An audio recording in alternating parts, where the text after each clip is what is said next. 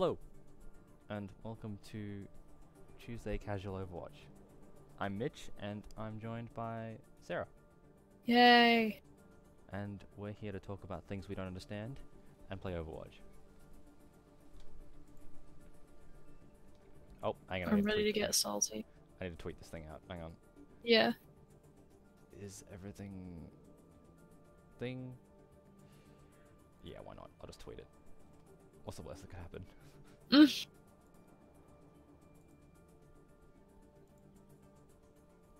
Nothing really animation related this week.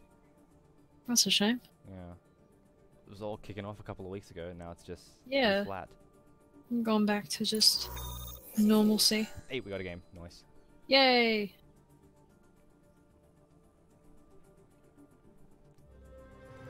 Welcome to Rialto.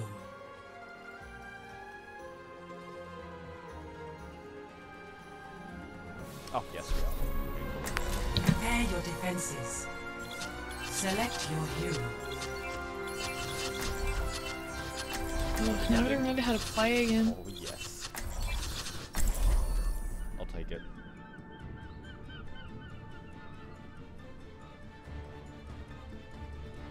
Oh. Lachlan's Why here. is there someone Where did else? Lachlan join? Lachlan, Yeah, come wait, join what? me I'm so come join confused. me in Twitch chat. Death walks among you. That's wild. That's awesome. When did he get here? I didn't even I didn't notice. even see.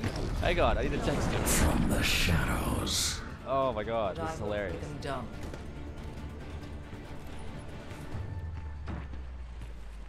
Ready for combat operations. Oh my god. Attackers incoming Oh in great, now I 30 gotta seconds. negotiate this and be the best Reaper player ever. Repositioning. Otherwise, you're not allowed to play Reaper. You've got to be the best. Otherwise, it's just not on.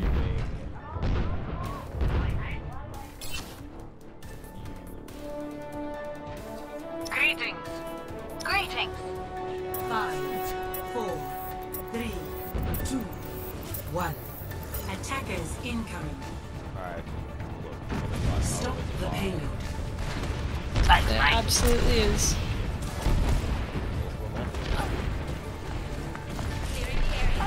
Oh my god, there was a sniper. Where's the sniper?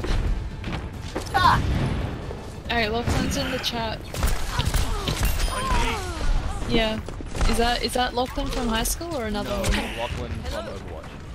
Ah. Death comes. Dein Schutzengel ist da! Return. Wow. Enemy contact. I'm good to go. Come back, Reaper. I have healing. Hey, no, don't come out here, don't come out Oh, here. no. Oh, that's all good.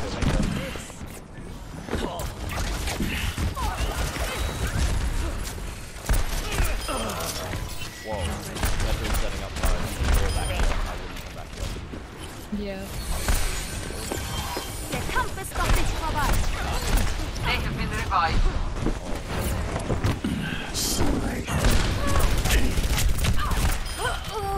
Nice shot.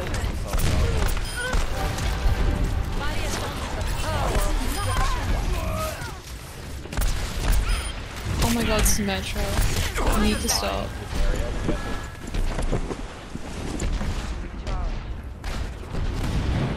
Down here. My ultimate is almost ready! My ultimate's ready! Yeah, the Widowmaker might be better than I thought she was. I'll get my revenge. My ultimate is charging. Reposition. Yeah, she's you pretty on got point. it.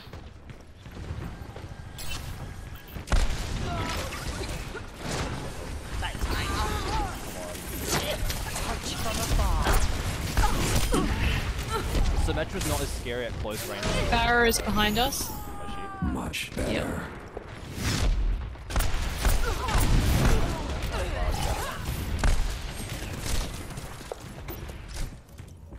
You have my back.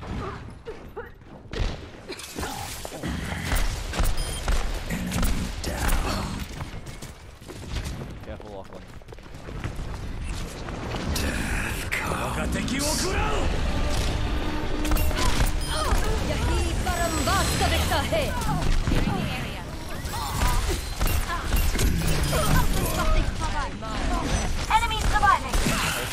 damn it.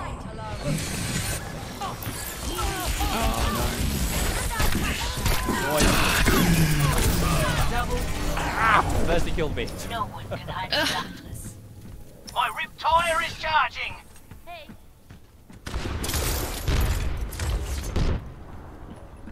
This time, I'll finish the job. From the shadows. Surrender to my will. Yeah. Justice reigns from above.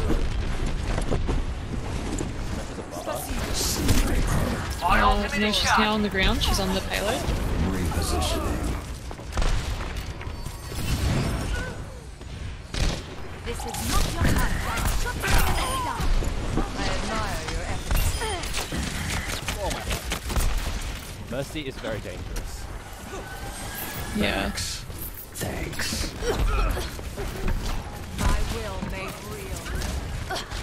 Heroes never 60 seconds. Touch it. The payload has reached the chip. Nice shot.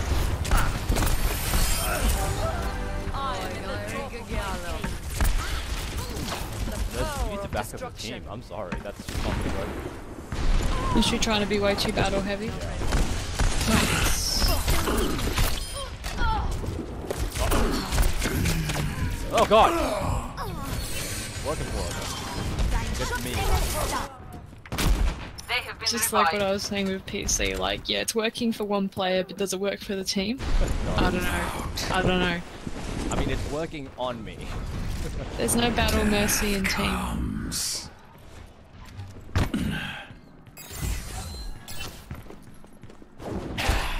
Let me get you patched up. Hey, Fire, what's up? Whoa! Just how I like it. This is not good. Thanks. Let's do this together.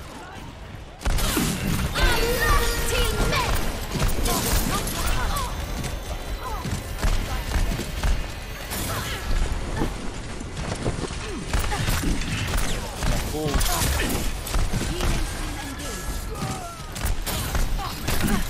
Get this not die. Surrender to my will. I think it's still somewhere.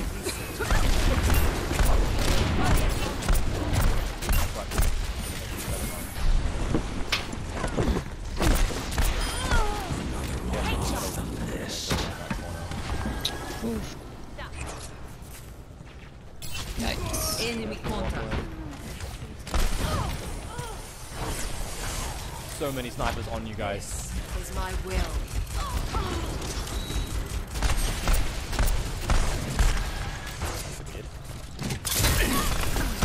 Get it behind us. Hanzo! How would you do this, Hanzo?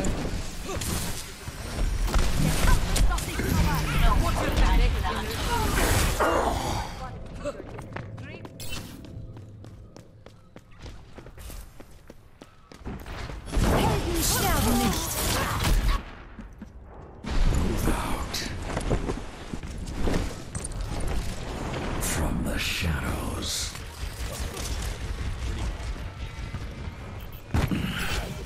How are you? No!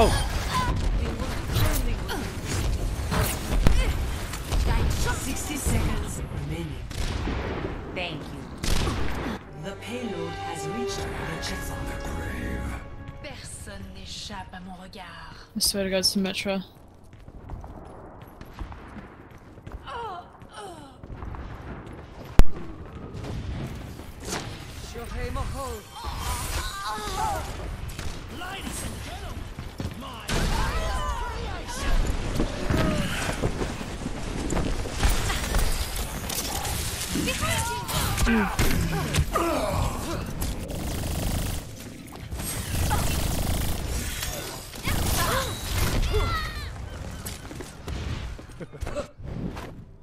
That which does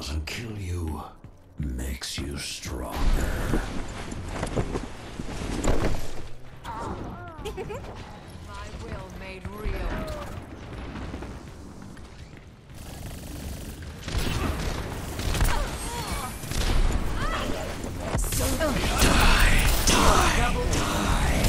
Justice reigns from above! Shut up. You got what? Your safety is my primary concern. G'day, mate. Thank you. Go on, Rissa. One. Thanks, mate. I recommend moving behind my barrier. Yahi Barambasta Victor! Take cover!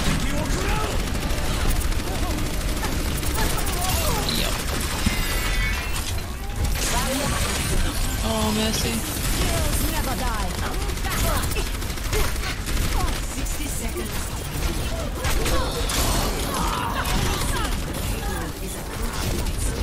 No! Helden sterben nicht! We got a teleporter like right here. Oh no, no, it's gone now. Wow. Booty.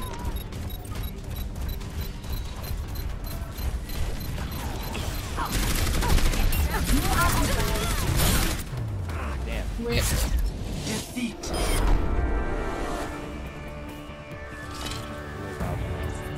Can she just put down multiple teleporters? Now, how it works is she puts Play down a of the teleporter game. at range, and then another one appears next to her. Heroes never die! Interesting. Get behind So it's not a spawn room thing anymore. It Right. works more like a wall. Okay. I think I prefer that. Widowmaker was pretty good.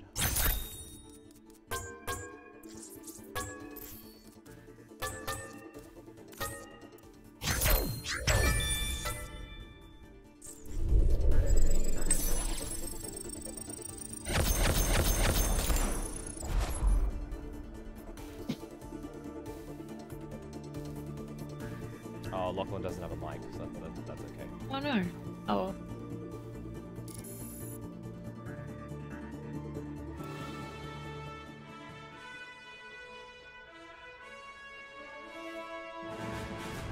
Welcome to Rialto.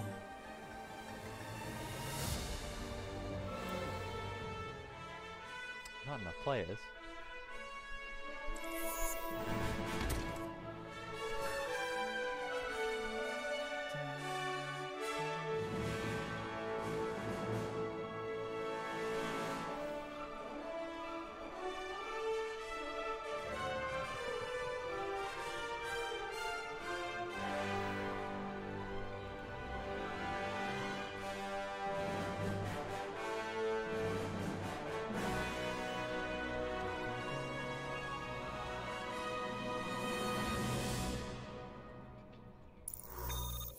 Oh, here we go.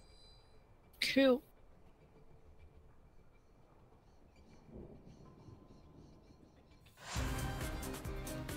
Now arriving at Ilios.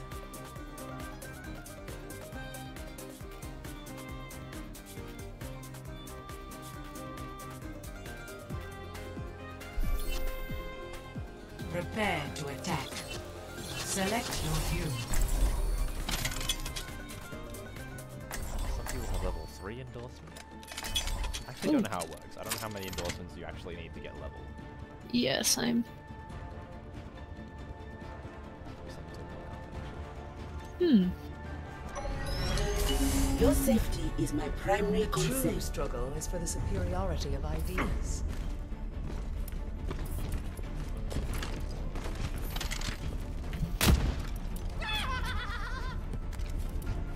It's hard to just sit around knowing there's someone out there that needs to be blown up. Everything you need to know about Overwatch endorsements. Thanks, Polygon. 5, 4, Good on you, 3, Polygon. 2, 1. Round 1. Capture the objective. Oh, Blizzard has not released any details about how many you need. Okay. Oh, well, thanks, Blizzard. Someone will data mine it or some shit. Yeah.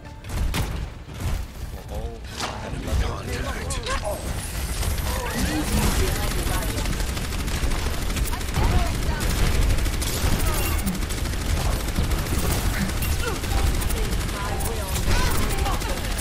The objective is now.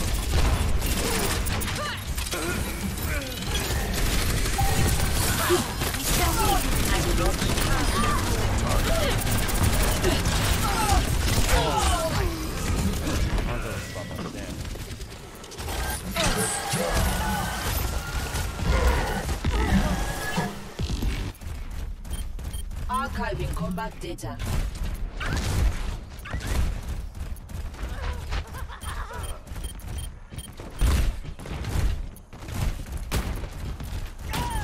Locking down the objective. Rally to What's me. up, Moody? You don't have to worry about coming in late. I mean, we stream when we stream. Yeah. I don't know. I don't think there's any need to be stressed about whether you come in late unless you come in with 5 minutes left of the stream and going, you know, it's just kind of like, oh, whatever, you know, you go your own life. I recommend moving behind my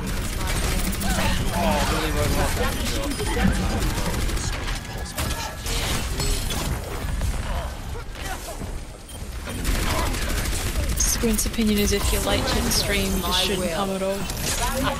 He'll block you for arriving late. He's ruthless.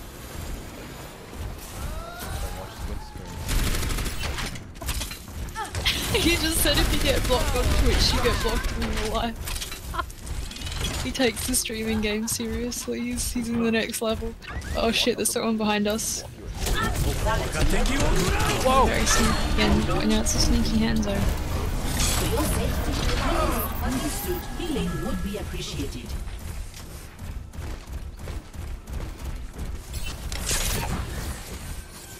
The battle continues. Thanks. Was that someone knocking on the door? I don't know. Does that just switch arrive? Huh? No, my Switch arrived like ages ago. What are you waiting? Big package from I think Geek had a big sale, so I bought some gifts for some people and just some stuff for myself that was super cheap. Like 80%, 90% reduction off. Super cheap and these go well together. Like all packages. Yeah, you know, I wouldn't think it did until I saw that they were selling hoodies for less than $15 USD. So you know that was pretty cool. Yeah, I'm talking big. I'm talking 80% off sales. You know, I got this really dumb dragon hoodie. It's like red with little wings on the back. It was only like $15 US. So I was like, I'm pretty happy. Yep. Alright. Would not have bought it if it was not that goddamn cheap. So that was, yeah, they had this huge like stock kind of sale or something. It was like end of financial year, and I think they were just trying to get rid of stock so they could make way for new stuff. So yeah, I was really shocked. I just think I was idly browsing there. Last round. 1. I was just idly browsing to try and like look for gifts for some friends, and I saw how big the sale was, and I was like, holy shit, this is amazing. Is on the geek. I remember A variety thinking of stuff. being somewhere where I went to see things that I wanted but don't really need. Yeah, same. That's pretty much it. I mean, it's a good gift place if you're willing to fork over the price or if you catch them on sale. So they just sell like, you know. Oh, apparently on the stream you're really quiet compared to me in the game. Oh, is that so? Yeah, Squint just tuned in on his computer. Okay. 5, 4, 3, 2, 1. Well, the game apparently is loud too. Okay. I just brought the game back a bit. Alright, cool. You know, I mean, it's got like apparel of varying kinds, a lot of like very fun, silly apparel or like more fancy. Not fancy, but like, you know, it's got like skirts with LEDs and stuff in them and stuff like that. Really Like nice. clothes with lights in them and stuff, or just, you know, like novelty apparel, I guess you would say. And it's good quality stuff, but obviously it's expensive because it's novelty premium. I'll capture this objective myself if I have to. So that was a shit ton of just basic merch. Off you go, Diva. Oh, how do you like that, Lucio? Initiating objective. They say like good items as well. Oh, desperately need healing. Very badly. It's not good. Soldier is about to ruin me. Please move behind the barrier. Requesting healing. Oh my god, There's thanks.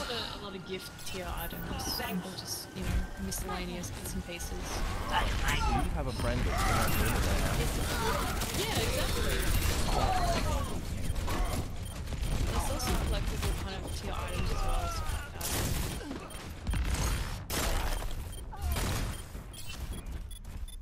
Rebooting. That's where you go when you have too much money. And you want something fancy for your house that you probably don't own because you're probably renting because the economy is in shambles.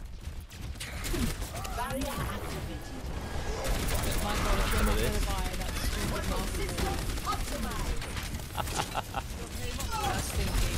Oh my god!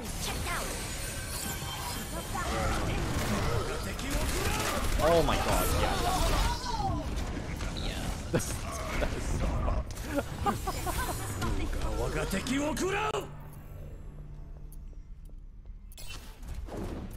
I must read thanks. Thanks.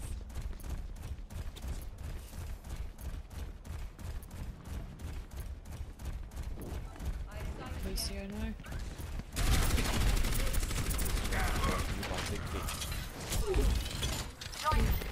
The amount of The more fake you make those sponsors. jokes, one day someone's gonna actually really get in trouble for making some fake sponsor jokes. Big Geek's gonna be like, hey, Initiated objective capture routine. Then we'll have to get him, wear Lachlan. shirts. Get him, Lachlan. Get him, Lachlan. Nice. Uh-oh, not good. Ow! No! They're gonna give us shirts to wear, but they're gonna be the shirts that no one wants to buy. So we're gonna have to wear their shittiest design shirts with the really uncomfortable and known catchphrases that no one actually cares. They're all from like the Big Bang Theory. Yeah, exactly. Uncomfortable and annoying. Yeah. We're gonna have to wear those shirts, you know, on stream every time. Because otherwise how else are they Everyone, gonna get get on us the to buy them? Mecha active. It's on there. Oh, the camera on Cease your resistance. Human responsibility for wearing these shirts. Oi! Damn it. So doomed it. I'll capture this objective Hey. myself. Incoming. System restart initialized. Sniper, keep your head down.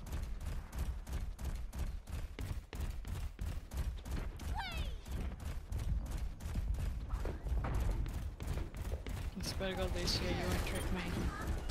You're gonna do it means falling off the edge. Ah, for fuck's sake! Just as you said that, you did it to me. Oh my god.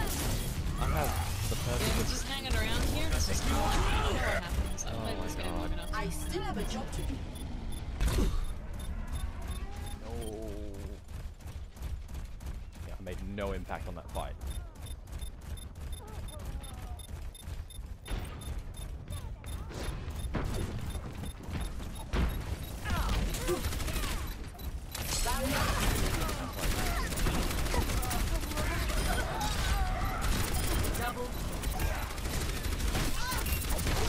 Go away, Reinhardt.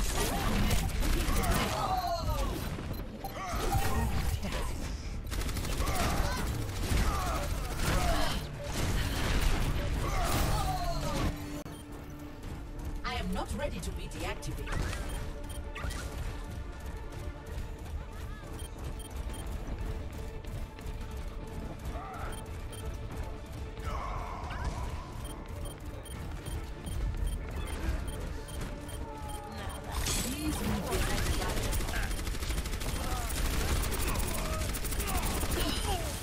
Initiating objective capture routine. Round two. I'm really slow on Orisa's armor lock. I need to get better at that.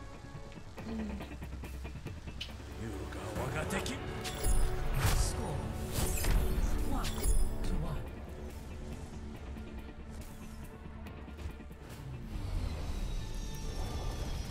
Oi! This is no time for standing around.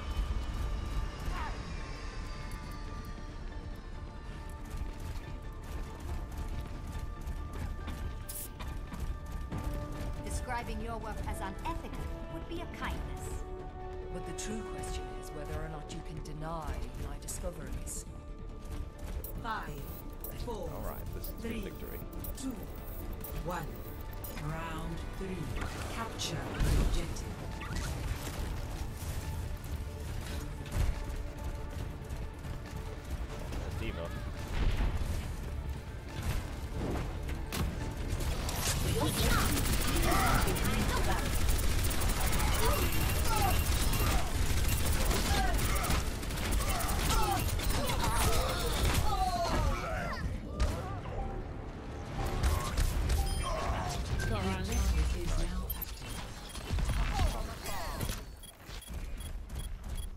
still have a job to do.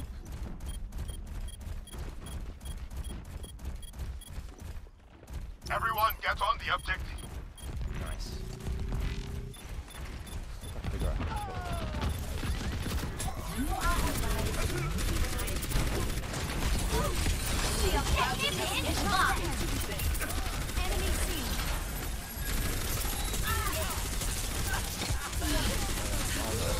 What is that? Oh!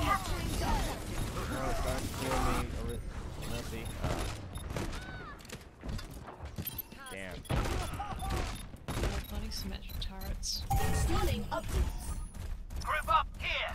She Group can up with deploy me. them now from like across the map. It's like, oh. Seriously, that's What? bullshit. No, that's not okay. The teleporter, cool, but deploying them across the map is bullshit. I don't know what the problem is, but like, I feel like every time they go to nerf a weapon, they always go way too far. It's just like, surely you guys could have seen that, you know, that wasn't going to do I thought she was sitting in a pretty good place. I don't know, I think the turret is immediate, but if that's the range, I think that's a bit too much. Yeah, well, like, she can deploy them, but they take time to get there. Like, it... I mean, yeah.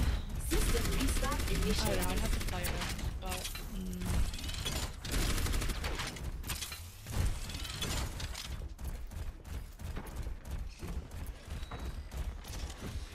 Swear to God, Lucio. Yeah. Just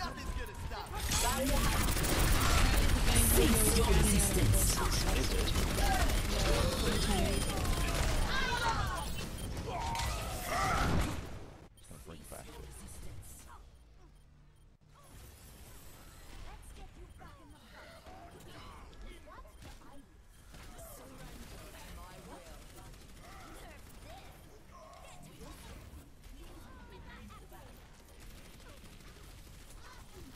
Oh man, what the oh my god, where did Diva come from?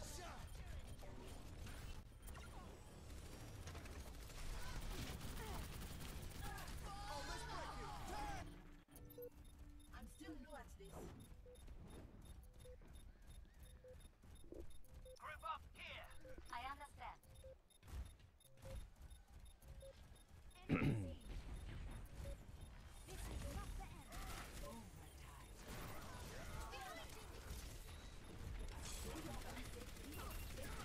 Eat this, Symmetro.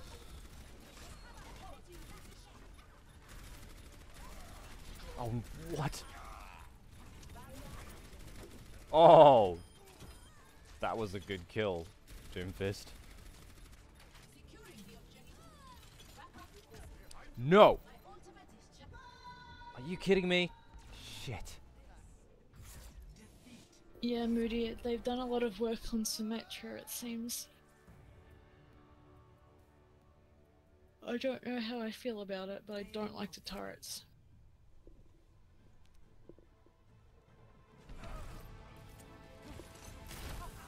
Testing, 1, 2.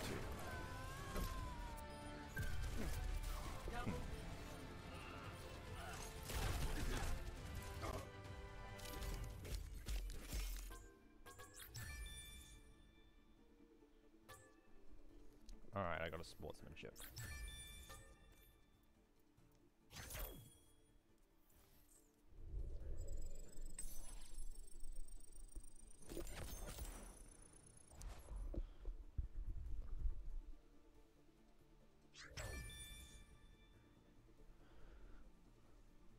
Yeah, neither am I. I don't think I'm liking it either. She's a lot easier to engage as Sombra though. She used to chew up and spit out Sombra, but now Sombra can engage it pretty well. Oh man, I really don't want to go to Nepal.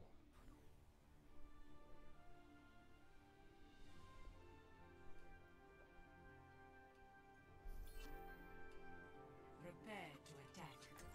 Select your hero.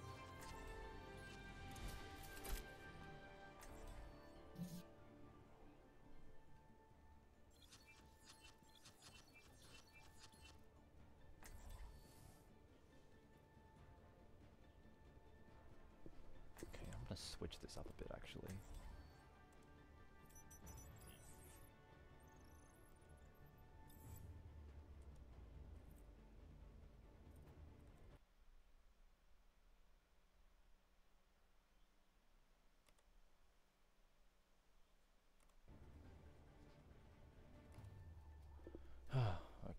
Hey, what's up, Money? Hey, Monix here. 5, 4, 3, 2, 1. Round Weird, one. I can't Capture seem the to... objective.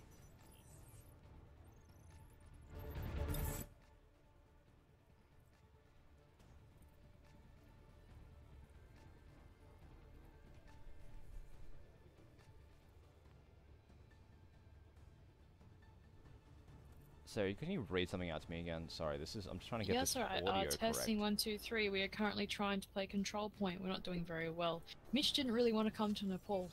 I don't know what's going I've on. just realized that the game started. I apologize. That's okay. One's coming back. I was about to be timed out. Oh no. No, because it's weird. When I can't get the game audio... You know what? I might as well just do this, actually. There we go. Just do it gorilla. If you can't get it to work normally, just do Yeah. it gorilla. This is my will. Oh, man. There you go.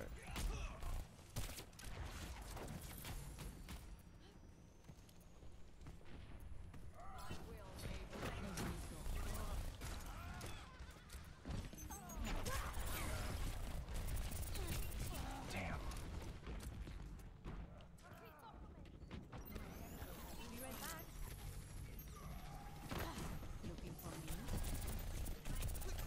Eat this junk rat.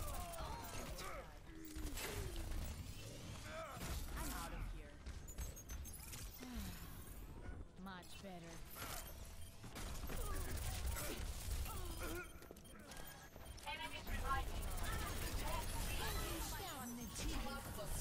Nice.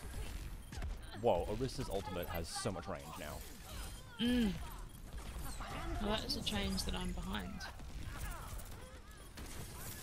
Like, she deployed it over there. Yeah, and it hit everyone on the Sorry, point. It was great. Reinhardt. Not happening. Oh, God. Meteor strike. Come on over.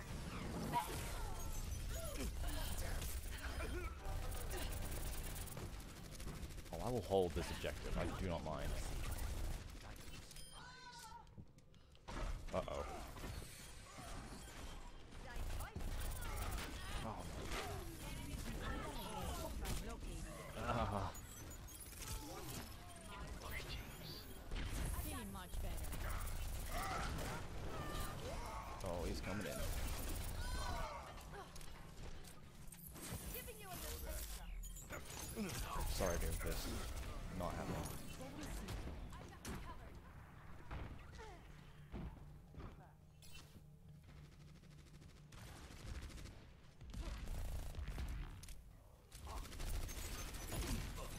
Oh, right, wrong shield. I'm Oh, it's surprised just one of our team embarrassing. has not gone Reaper. Yeah. Get behind these guys.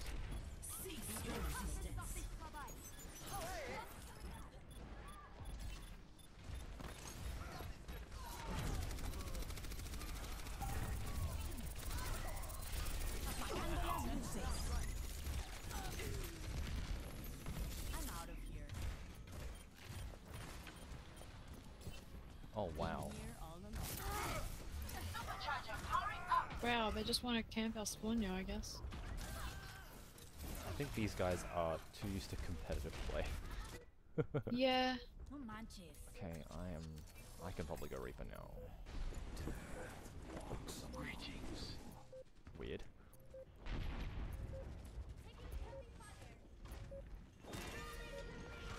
Nice.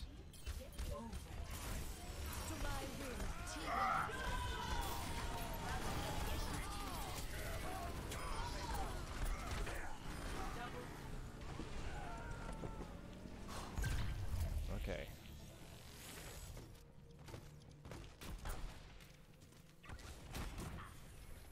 I think Symmetra's shield is really distracting, even though it's on your team. It's a bit obnoxious. From the shadows.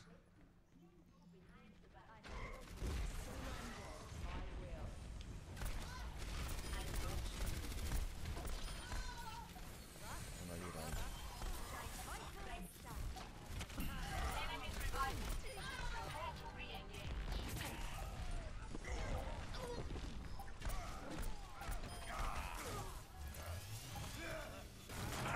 Come on, Doomfist.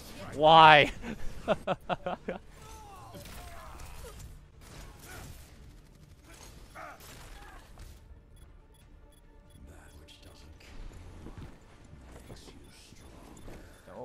I really want to beat these guys. They're not that good. There's so many tanks. Holy crap.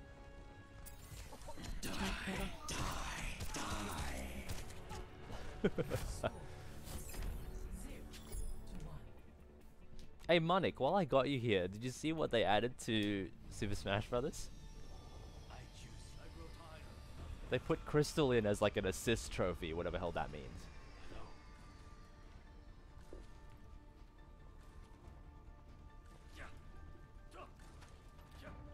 If everyone performs their function, victory is assured.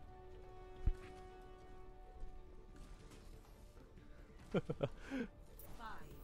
4, 3. Yeah, I actually don't know what an assist trophy is. Sarah, do you know what an assist trophy is? I think it's an NPC. Oh, okay. So they appear, they do some stuff, they disappear, kind of like what the old Pokemon used to be like. Oh, okay. I don't actually know, don't quote me on that, because I've never actually played any Smash bar Brawl, sorry, Melee. Right. So I never played Brawl, so I haven't and I haven't played the Wii U Smash either, so I haven't, well, I played it once, so I don't actually know what current gen Smash is like.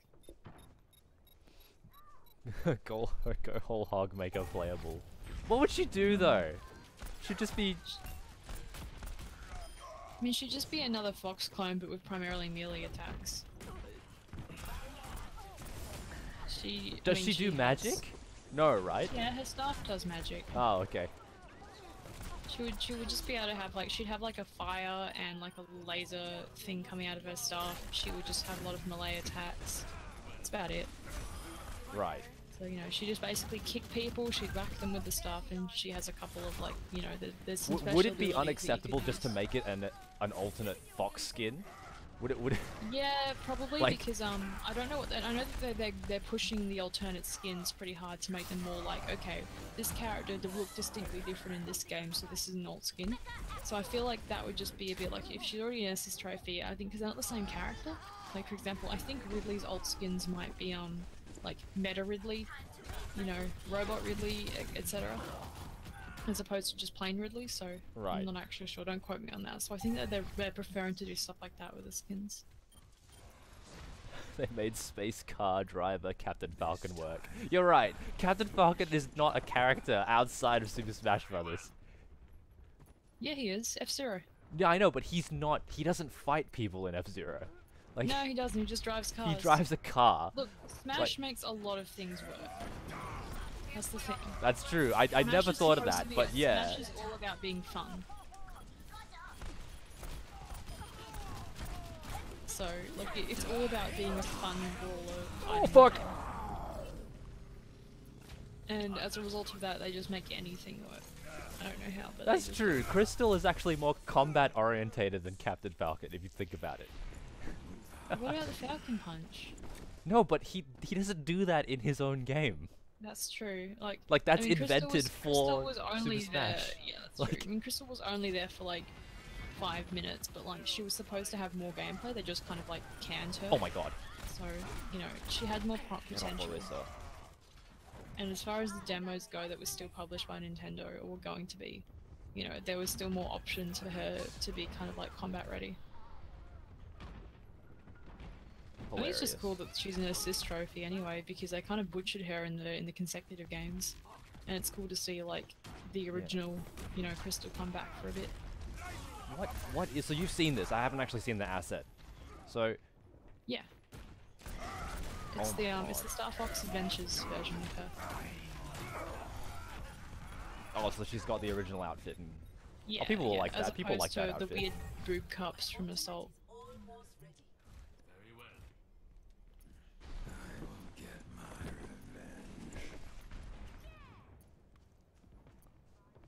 Come here, Rick. Oh no, Doomfist, you do not bully them.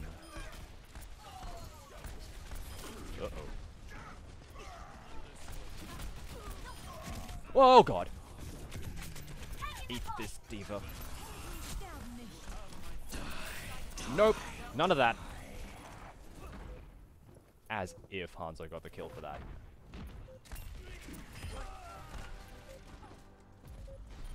I actually didn't have a very high opinion of that character before I read the comic. Back to music. Help me with that. My ultimate is ready.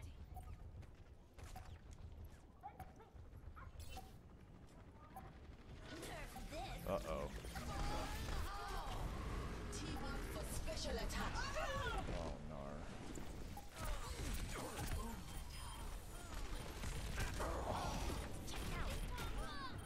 Not good.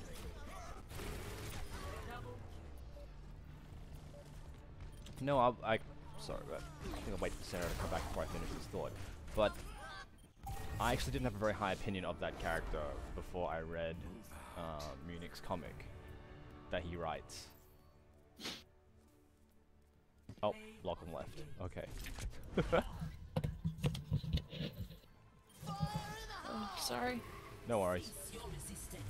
UPS man, when will my package return from the war? Oh, that wasn't it? No. I heard something, I don't want to risk it, and then just knocking once, then walking away really quickly.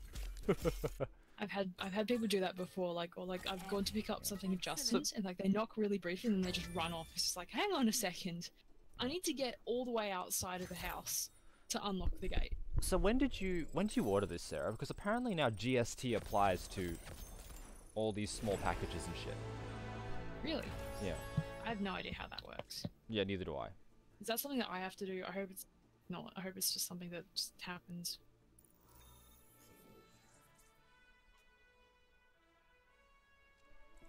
Anyway, as I was saying, before I read Munich's comic, I actually didn't have a very high opinion of that character.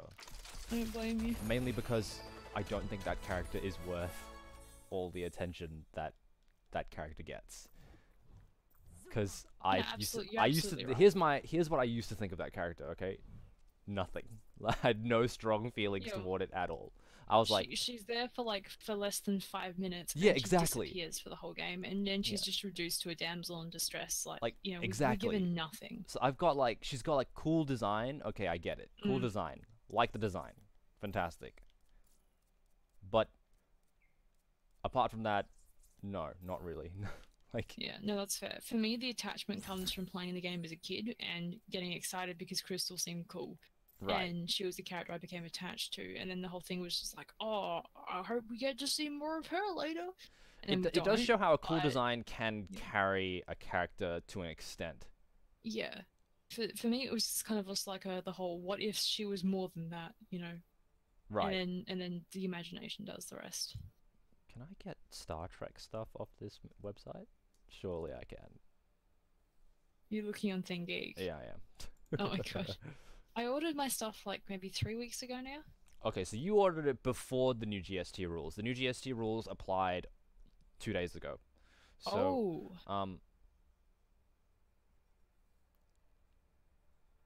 is that something that like we as individuals have to like account for? Here's how GST works.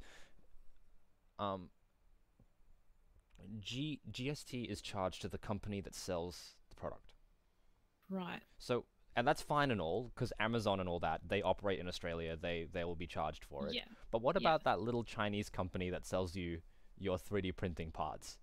Yeah, you know, like that company. How are they going to charge GST to that company when they don't operate in Australia at all? Yeah, exactly. Because it's a goods and services tax is Australian. So are they going to get it from you? So the only way they can get it from you is if they charge you before you get it. So that means, so what that means is they have to hold it, right? Ugh. So additionally, so if they have to hold it, right, which means you have to now go and get it and pay for it. So the problem is now that the government is going to hold these packages, and when people don't want to pay the money, then they have to hold these packages because they can't throw them away because they have to hold them. So what's more expensive? You holding billions of, like, millions of packages? Or having to charge us this negligible GST fee. Yeah. So you gotta like, it's stupid on two levels. It's like, it's gonna cost more money to do this than, and all because you think retailers are being hurt by online. Retailers are not being hurt by online. Retailers are being hurt by shitty service. Yeah, that is incredible. I mean, how many times have the government done something like this and gone, oh, actually, it was a bad decision. Yeah. We decided in the best interest of the Australian public, we're gonna change our minds. I like your how John many Howard. times that I like your fucking John Howard impression, by the way. It's How really many good. times, that was just generic male Australian politician, but thank you. How many times does that happen though? Yeah. Also, I need to address Squint's comment. The real problem is that Snake is in Smash, but Oh yeah, I Slot did isn't. notice that. Yeah. I also have to say they toned down Snake's ass since the last Smash, which a lot of people are very upset about. A lot of Lost girls, Samus's- actually. Samus's boobs were toned down, and so was Snake's ass. And I people did. were very I did upset see a about Snake's graphic of ass. like they made Samus like musclier. Like they gave Yeah, her like well, I mean, it's muscle good. tone. It makes sense. Before which she just looked which kind of, actually like, looks a lot ridiculous. sexier now. To me anyway. Oh Like- shit! Sorry. Oh, is that the package?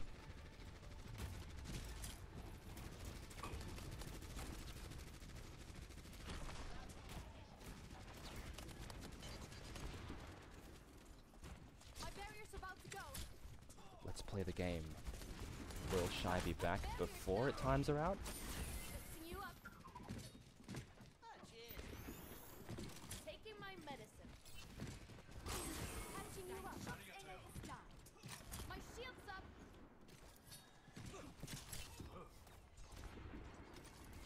Uh oh. Hold it to quick.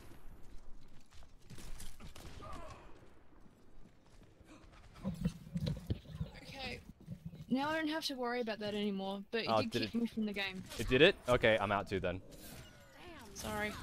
Well, now I'm not going to be constantly worried if my package is going to arrive or not, so that's a bonus. Oh, did it? Nice. Yeah. Xander says, I've seen somewhere E3 to be that gay pride month. Oh, hang on. What? Hang on, sorry. I I've see. s- So E3 I- was during June, was yeah. it? Or Oh, I actually don't understand. Is June significant to gay pride? yeah, it's like it's Pride Month. It's just like Okay. a. Is that you know, for a I don't reason, know. or is it just the month I don't that- actually is it the know, month people have but picked? It's I don't know, so I'm not going to comment. But it's just Pride Month. That's all I know. I don't know Oh, if it's okay. significant or not. There had to be equivalent exchange, so we lost. The price was Snake's ass. No.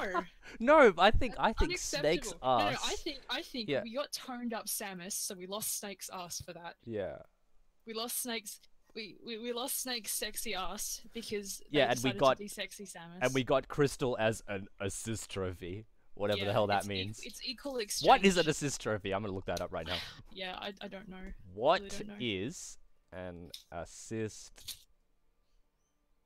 trophy?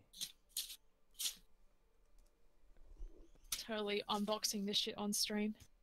Oh, you should get your camera out. We should just switch to I you. should. Yeah, I'm unboxing Or stream. just do an ASMR. Just ASMR of me unboxing stuff. Yeah. NPC controlled character. Okay.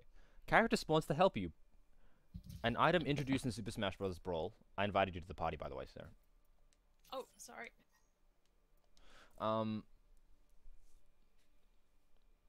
It summons a Nintendo or third-party character to quickly aid the holder. So essentially, it's a Pokemon. Like,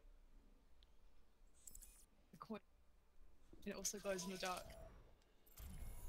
Sorry, I got Squint a surprise gift Oh, that I nice. just gave to him then. so romantic. It's a lot bigger than what I thought it was going to be. It's this huge Cthulhu coin like money bank. And it glows in the dark. It's like a little like statue. Can't he 3D print one of those? Yeah, he could. Is he but, like, harder? Hey, I've sounds always like- wanted to ask this. Is he harder to buy gifts for because he can make stuff? It really depends. Sometimes he's hard to buy gifts for, Right. but It's like, but you're he looking has at some very stuff, it's like, specific oh, interests. he'd really love Yes, this. he could have made the Cthulhu, but he couldn't have made it that nice, and he couldn't have made it glow in the dark that nice. And also, it was on sale, and I thought he would laugh. So, and he is laughing. So it is fucking. No, can you imagine that conversation? Like, it's like, you have to have that conversation with yourself now, because you're not going to be able to Yeah. forget it. It's like, he'd really love this, Well, he could probably make it, so fuck it. It's out. Exactly. Exactly. It's frustrating. What is in this mini box? I don't even remember. Kind of really wish you were running it so you could switch to this. Oh my god. Alright, Just new switch rule, to okay? mini If you're unboxing. ever, Hey, if everyone, you are come ever look at expecting a shit that I package, bought. you Yeah. run it. Oh my god. New rule. Alright. This Alright. Sure. you're leaving the chat in. You can't print electronics. You can't do that. Hey, Squint, what do you think of 3D printing food? Have you seen that? What they're doing? We watched a 3D printing video of gummy bears and it looked fucking disgusting. That sounds like the Not gonna sexiest thing lie. I've ever heard in my life. 3D printing gummy bears. It was disgusting. I have a very complicated relationship with gummy bears. I know. I eat them and then I was get there, sick. I was there for the stream when you threw them across the Oh floor, yeah, I yeah. understand.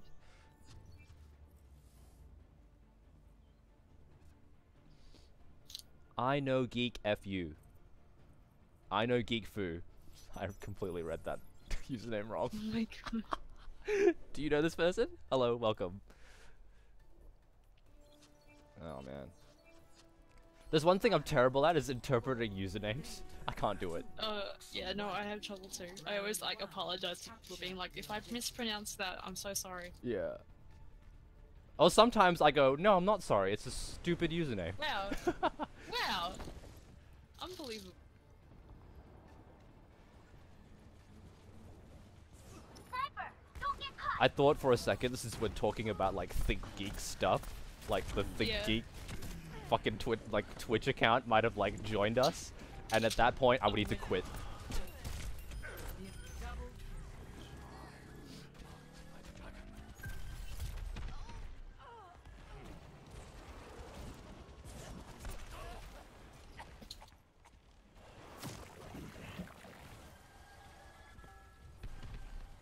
Oh, you just got kicked again.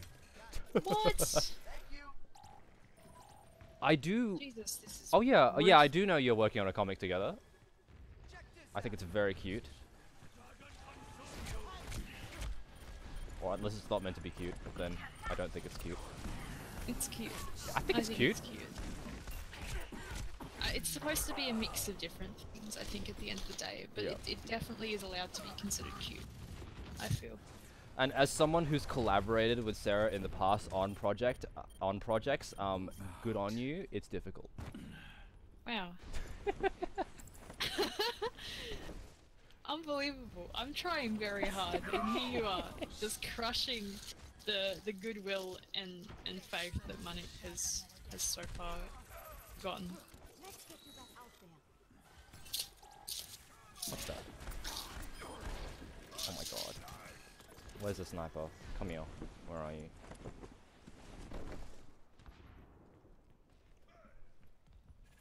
Sniper!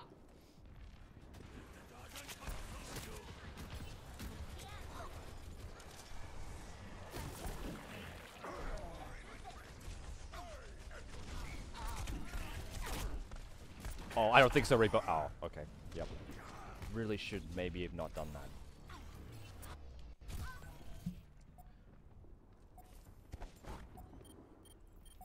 Wow. Squint, you're a thief. Come back here. Oh, shit.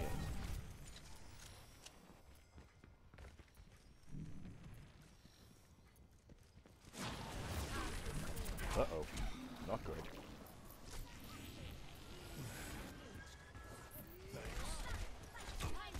Go away, Reaper!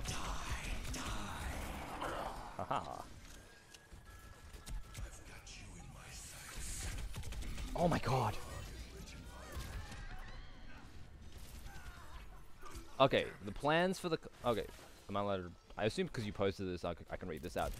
Yeah, no, if it's in the Twitch I chat, was just gonna say though, the plans for the comic is to sell physical copies at conventions. Oh, okay. Are you gonna have a character that is really visually cool to look at, but not do anything, and they become the most popular character because they appear for 5 seconds? Heroes never die.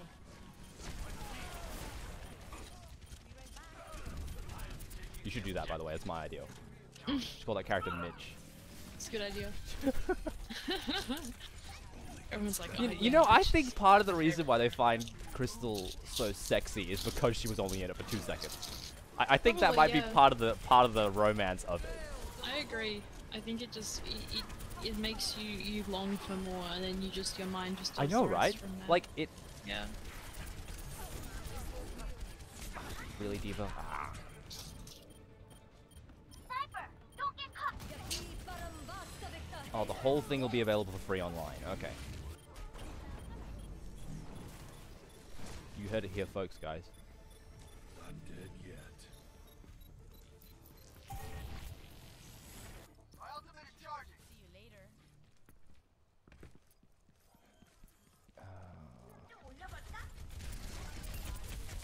Oh man, this is not good. Thank you. Don't hit the microphone.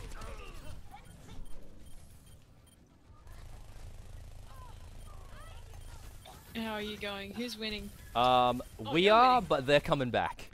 Oh no. Dead yet. Also, we have not got a payload or a other map in so long. I am not happy.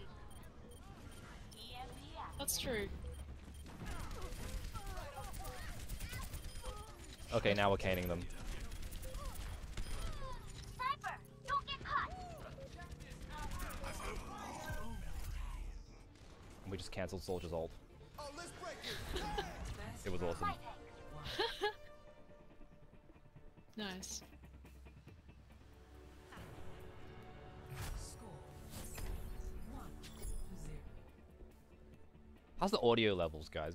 In the chat, is it good? Yeah, has it improved? I've been having problems with it lately.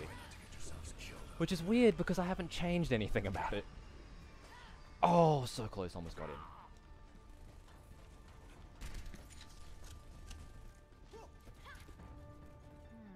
I mean, to do cross-promotional stuff, Matic, you know, we'd run it by the rest of the team, but I don't think anyone would be too adverse to coming to an agreement. 4, 3, 2, 1. Yeah, sure, why not? Yeah, we'll talk. Yeah. We'll talk to Johnny about it. Yeah, I mean, if you, Manik, if you just remind me closer to when we're ready to do Yeah. a potential print run and stuff, yeah, or we like could. when we get the website set up, like we can hash Yeah. out some agreed terms there. Yeah, because we can do something together. Like we could get you on. We could get you for a couple of games of something. It would like Or even it. just like even or just put up like an I tell you, article I tell on you the what website though. being like, hey, Even though it's not pixel stiff, Johnny is pretty involved in a 24-hour comic book day event here in Perth, and Johnny, our producer, I don't know if you've seen him on stream before, but he's really involved in this thing called, I think it's like 24-hour. What is it called again, Sarah? You participated one year, didn't you? It's just 24-hour comic day. It Right. happens all around the world, but Johnny's been helping organise and run a meetup for Perth specifically. So you know you can go along, and I went to it last year. It was really good. So you know he's a bit involved in like you know the indie comics community around here especially. Yeah, and then So we can that would talk be about swell. nothing characters. Yeah. I am waiting to enter the game again while I'm watching. Maybe I shouldn't have just gone idle squint. Maybe I shouldn't have made mistakes in my life. Wow, it's not Blizzard's fault that I'm an idiot. But yeah, we can sort something out at Yeah. some point. I think everyone would be pretty healed. I mean, we still have room on the website to put like articles and stuff like that, which we haven't really done Yeah. much with. But we sure as hell could find some way to work things out there, I'm sure. My ultimate is charging. Allow me to repair the damage.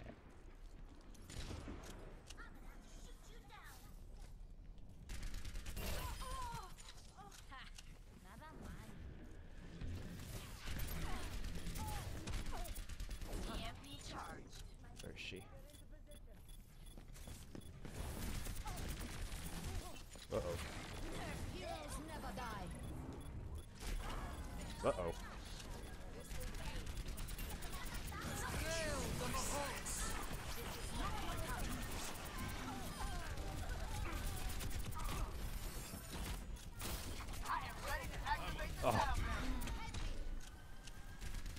D.Va's so difficult to kill. Oh. Sorry about that. The Perth Fire Brigade just drove, I think, through my living room. Ooh. Not my living room, my bedroom. There's a fire in your living room, so they drove through your bedroom. Yeah, I got my window open. Yeah, that's alright. Ash size Ash hitbox. size hitbox. Uh-oh. Jesus, if you played Rainbow Six Siege, Oh, what? you get that joke. This old dog's learned a few tricks. That's a quality meme, right? Sniper, get your head down. Oh, get her. Woo! Yeah, I'll, Mercy was pretty good. So that Sombra actually, I like Sombra. Alright, let's quickly get out of here so I can pick Sarah up again and then... I won't go AFK this time. I mean... I want to believe you, but Oh, I just don't want to be disappointed again. fair enough. I understand.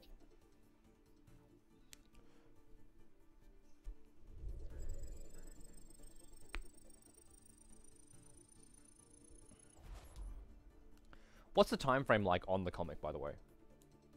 When do you think you got a release date in mind, or is it like still well, way off at in the the distant moment, future? okay, so I actually haven't mentioned this to Manik, but it's not a big deal. Which I just haven't had a chance. I just keep getting to talk to him about it. But I'm thinking personally, I'd rather wait till we boot up Patreon. 'Cause the idea was we would release it early on Patreon while we're still working on finalizing it, so it's up there for early access. And then we'd release maybe like a couple of pages a week when it's ready to be publicly posted. Right. And then obviously we'd have the option to, like, you know, sell hard copies of it in the future. Yeah. So it will be published for free online when it's ready. Now at the moment, a lot of the older pages, one of the characters' faces is slightly incorrectly drawn because I was still learning how to draw them.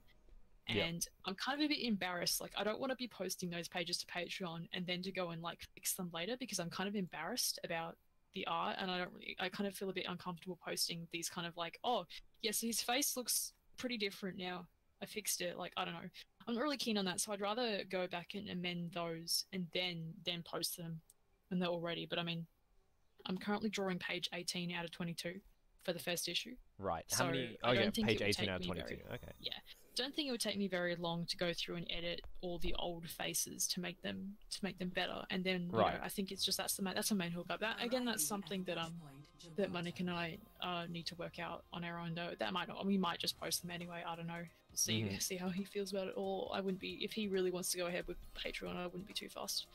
But that's something that we're working out.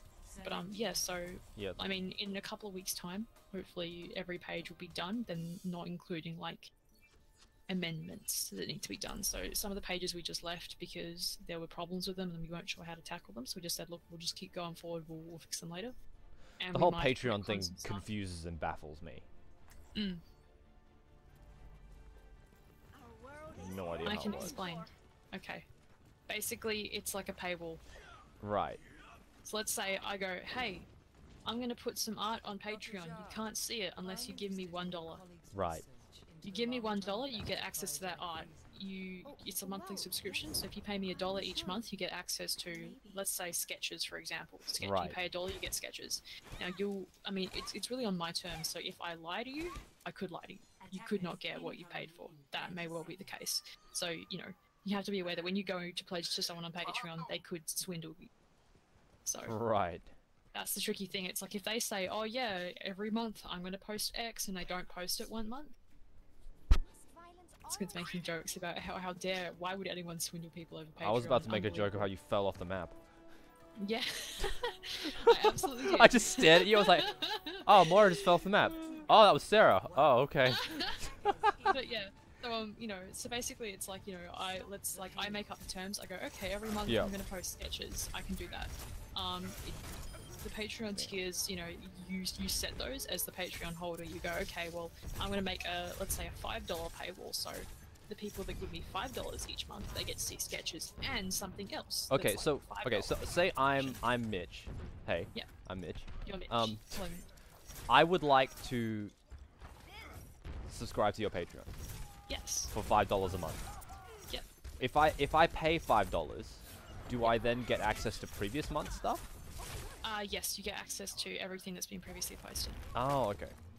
So it's not just like what's up there. You just get access, but it's only for the however long you pay for. Because So let's say if you just want to pay for 1 month's worth of Patreon, you get access to everything that was previously posted, but you don't get to see anything new that's posted the next month because you haven't paid for that. So it's you get access to archive stuff. Oh, okay. Oh, apparently I basically could get pages early by asking you to see them. I mean, you actually can get pages early. I will send them to certain friends. Okay, I've also noticed that some people do this thing where they go, "Oh, you get the Photoshop files." I am personally not a fan of that, but Yeah, again, I each to didn't their think own. that like for comics and stuff, probably not, but they do Comics, like yeah, for other things, like if it's for educational purposes and the person doesn't have time to make a tutorial, that's a pretty cool idea. But for me, that's your assets, and I feel uncomfortable giving away full files. I'll do high res stuff, but I won't do the full res, which is the original native res that I painted in, unless it's like it was a small image, because then it's kind of like you're giving someone your master files, and it's like that's not really, you gotta be careful. That's Yeah. your assets, your stuff that you've made. Like, you gotta be careful what you do with that. So I would never give people access to like the full print size images, because then they could just basically go and bootleg my comic. Yeah, Or, exactly. Yeah. my comic. But yeah, anyway, so it's really just it's whatever you want it to be. Another trend I've seen on Patreon is someone will post something on DeviantArt. Usually it's a drawing they've done of some female character. Yep, and then they go, oh, see the not safe for work version on Patreon. I mean, yeah, And I've seen that. like, Yeah, it works. And I'm like, I mean, this looks great. It seems like you put way more effort into this. Like, it seems like you drew, like, it seems like you're paying almost to have the image that has less work put into it. Yeah, yeah. Because they've obviously But drawn, that's the they've thing, drawn that's the the nude thing. one first, right, and then put clothes on the character. You can Yeah, totally tell. yeah. Like, Yeah, but that's the thing. That's the thing. It entices Yeah. people. They want to see the porn. They know it exists, and then they go, Yeah. "Oh shit! I like this art. I want to see the nude version." There because was- I don't know. there was Porn- one porn sells. Patreon, the closest I've ever think I've come to actually,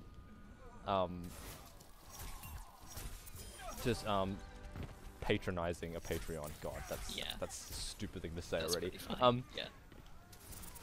Is someone posted a picture of Ruby Rose from Ruby Doi. Yeah. And they posted the lewd one on DeviantArt. Ruby's like And I went- 16, 17. I isn't she? know, That's super and I was uncomfortable.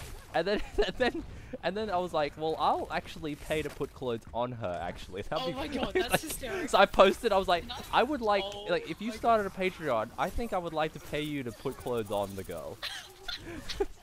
Because this is a bit weird for me. That's fucking hysterical. Felt like such an old man.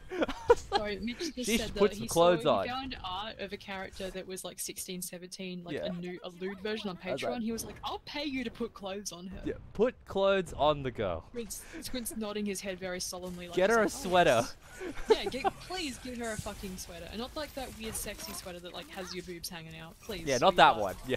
Not that one. Give her an actual sweater, Yeah. please. Anyway.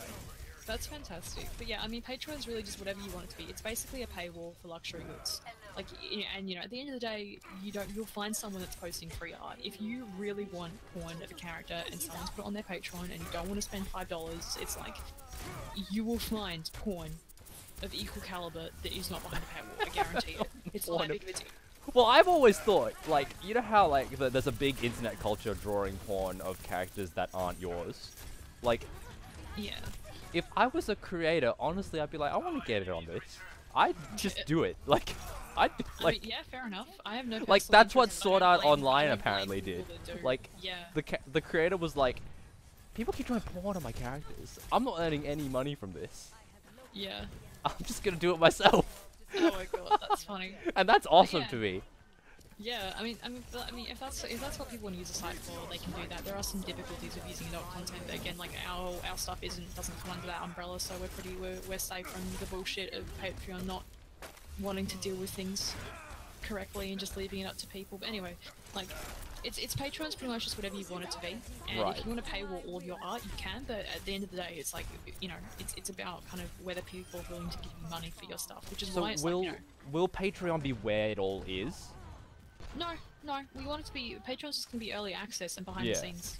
Because I've 'Cause I noticed feel like some that's- people like their work is like only on Tumblr and only on Facebook and only on social Yeah. media platform ZYX. You know, Yeah, like, that's fair. and No, and that's we're gonna, really we're gonna annoying. Have its own, yeah, no, I agree. We're gonna have probably its own website where it can be hosted, or we're gonna use some other kind of hosting platform. So you can just link and you can just directly read the comic as it comes out weekly. So it's Yeah. just that, like, you know, until it's absolutely ready to be published, it'll probably just be on Patreon while we finish wrapping it up, you know. Yeah, And we do some 'cause final there's touches. nothing and more frustrating than like wanting to read a webcomic and I them know, only I having a know. Tumblr. Yeah. Like some Like- Tumblrs are set up for it properly, but most aren't. Yeah. Yeah, I mean, like, so- I used to host comics on Tumblr for a little bit until I discontinued that project until further notice. But I Yeah. used a specific theme that was for comic pages, so you could have a next button, and it was really clean and neat, and it was really easy to browse, and you wouldn't even know it was Tumblr if it just went on there. Like, Yeah. it was set up to mimic like your classic webcomic hosting sites. Yeah. Webcomic hosting sites, if you will. But anyway, yeah, so, I mean, we'll either have it on something like that, or we'll have it on its own website. We're going to do something, but it's going to be easy to read, and it's going to be free when it's ready. It's just that until it's ready, like, we're happy enough with it, it's going to probably be behind Patreon closed doors, you know, while we're still finishing it. So, that's kind of the current gist, and we're going to have behind-the-scenes stuff probably on there as well, Yeah. and, you know, potential, like, you know, Manik might upload the script that we used. He might put that on Patreon, like stuff that's like not important, but you know, it's like you know extra what? goodies. You know what you should and, do? Yeah. There's this really cool thing that the manga artist for Black Lagoon does, Oh yeah. and I need to they watch Black Lagoon. We have the DVDs. oh my god, I could have saved my team just then, and I didn't do it. Yeah. There's a really cool thing that the Black Lagoon artist does is because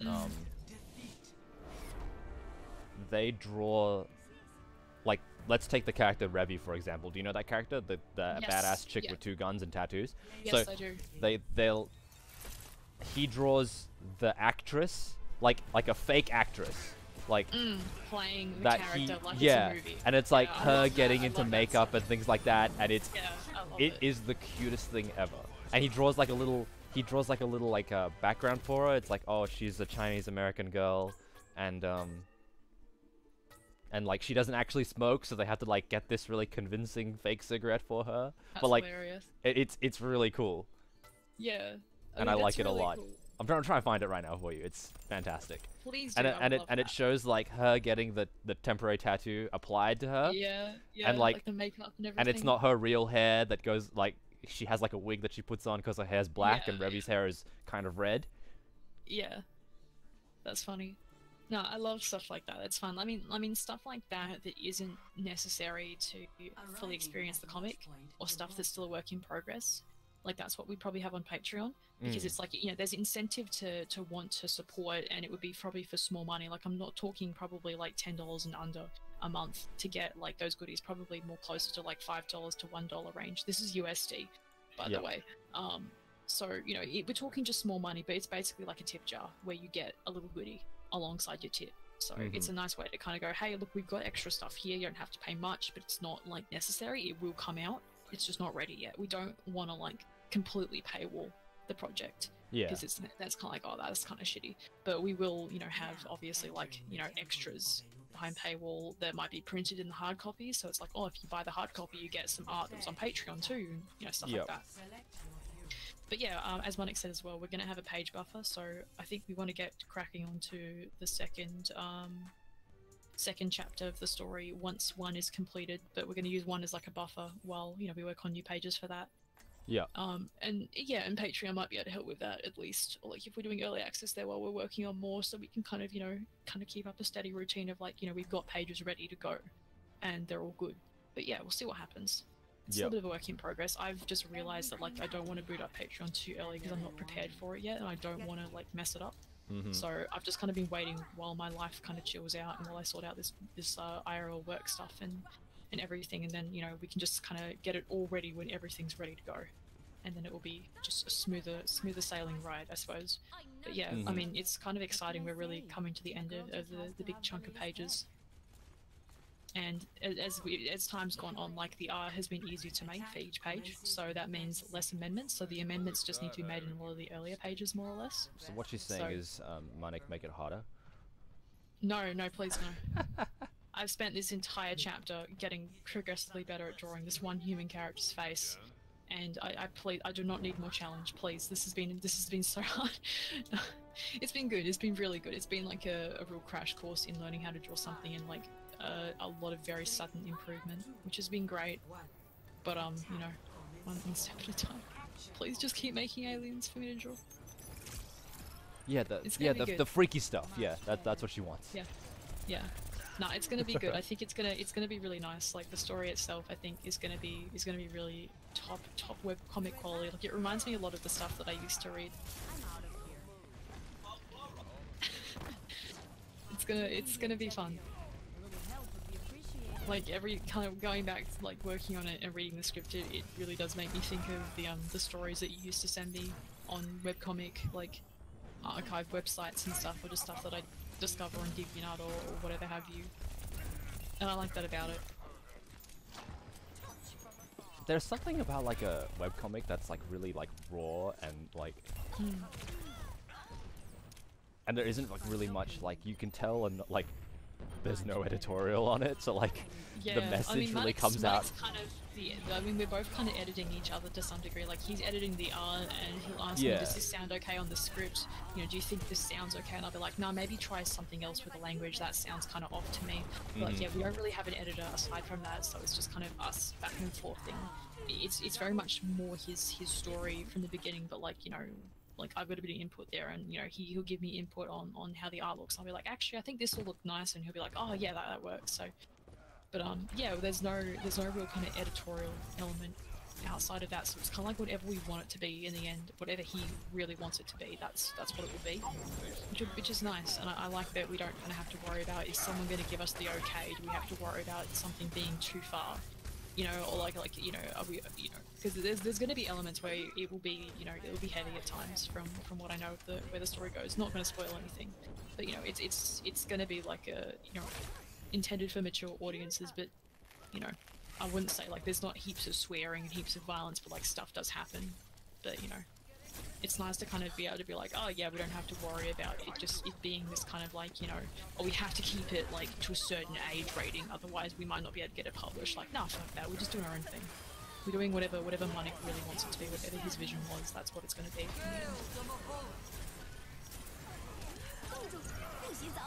I mean, granted, I've never had any experience with working with publishers before, so I'm not really sure how that would be. I mean, the closest just comes to like working with private commission clients, then, you know, with the art direction that they have, and then being like, oh yeah, I want this thing, or them not being sure what they want, and then, you know, us working it out as we go. So it's kind of nice just to have freedom all the same though, if the case is that I end up in a job where it's like very heavily edited. Who knows?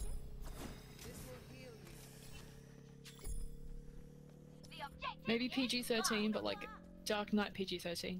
Yeah, but like, you know, we don't have to worry about someone being like, you know, I'm not really sure if this is PG-13. You know, like, well, like don't webcomics have a like, you know, don't webcomics have a bit of a rating system that's like kind of unofficial, but like they kind of all adhere to it. Like, you know, they have like an NC-17 thing. Being really like hardline enforcing, you know, certain things to be in the comic, and being like, no, you got to get rid of that. That crosses the line. That's not PG-13 anymore. We can't have that.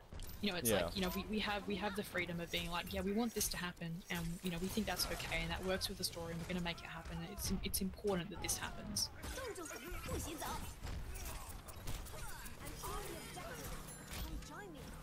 Oh, that's right. Yeah, we're thinking of maybe having a sponsor that sponsors the page tier, Patreon, where you pay a bit more money, and you get to like have some direction, or you get to like have a hidden message in the page, or maybe even like, you know, can have a character like an alien in the background, or just like an NPC style, you know, D&D kind of thing where a character appears and that's kind of like your input.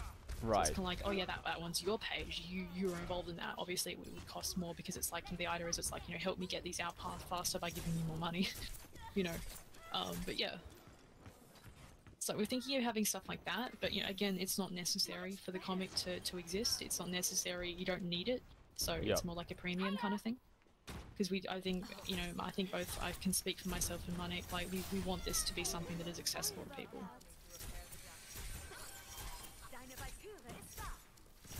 And it would be nice to kind of have the whole idea of, you know, you can support us if you'd like to, but you know, you don't have to enjoy the comic. You can read it completely for free, and that's okay too. Because this is a creative endeavor at the end of the day. And as much as it would be nice to be paid for that, you know, again, it's still fun creating it, and I think it's important to create it anyway. And you know, we might end up selling books into the future, and who knows what that'll take us. So that would be sweet. And take them to conventions, because I think he's planning on doing a local print run, and I'm planning on doing a local print run here. Yep. So we don't have to worry about shipping each other like stacks of books across the globe. We can just be like, okay, you print a bunch at your print place, I'll print a bunch at mine, and we'll just kind of, you know, coordinate from there. And then I can sell mine locally, he can sell his there. And that would be really cool. So we might have like, you know, region-specific covers. Something fun like that. That'd be pretty cool. So you bought this one in Australia, It's so like you get this cover. Yeah, the Australian one's upside down. All right, cool. Something like that. Well, the main character is one of the main characters is colorblind, so we're thinking of like having like different colorblind inspired covers. So where the colors are different, based off like different instances of colorblindness. Right. Because that's also why it's in black and white in the beginning, because it's like, you know, I think having the absence of color is interesting. Even if that's not completely accurate to that character's experience as a colorblind person, it still is interesting visually, and it kind of, you know, like it kind of brings you a bit into his world, and I guess the way that he sees things with like a lack of that, and he dreams in color very heavily, so you know, we can use that to our advantage, and or have like spot color to emphasize parts of pages, and I think it brings a certain kind of quality of like a, I guess, artistic direction to the whole project, which is very fun. And I think working in values as well is especially interesting, because you have to make everything stand out, you know, against each other, and you know, you have to balance everything, and I think that's really fun. So yeah, fun stuff. It's good. I think you're gonna like it. If you don't, I'll be really upset. Oh, okay, yeah. You know, no pressure. Everyone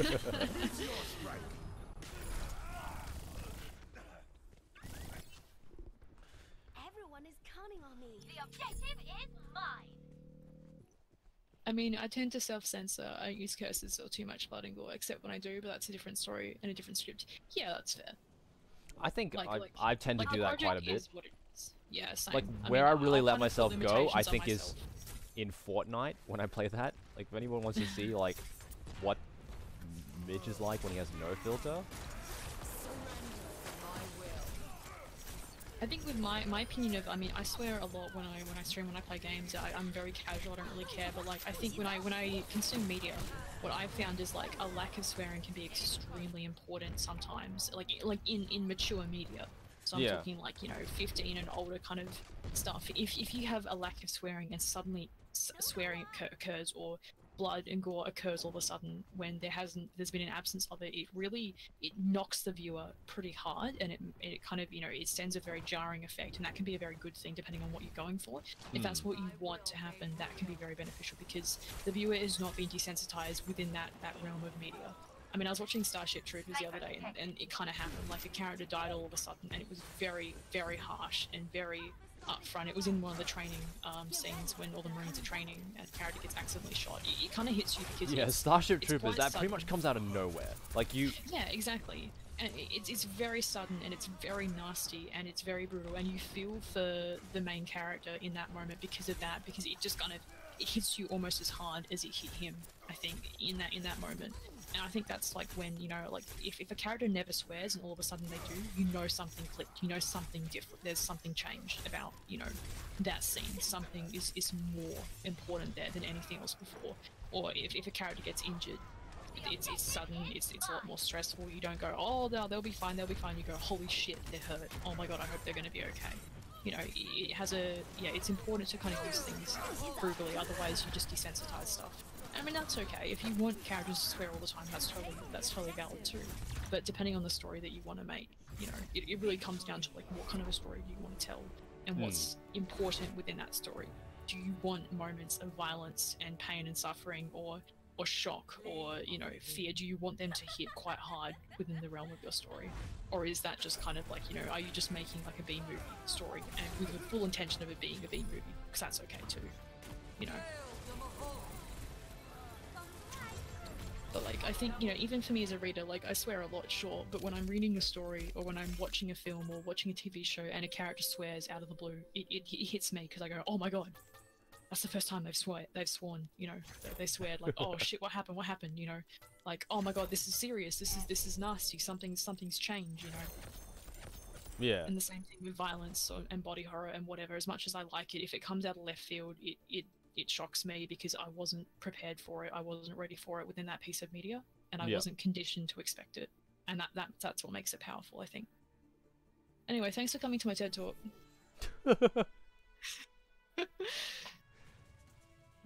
But yeah, I think it can be a very powerful tool, which I think is why I've enjoyed like the script of Manik's writing so far, is because like I think the censoring works for what he's doing, because I mean I know some stuff that happens in the future of the comic and where it's planned, and like I guess how he wants to tug at people's heartstrings, and like I think it's going to benefit him in the end with the story, with the writing direction.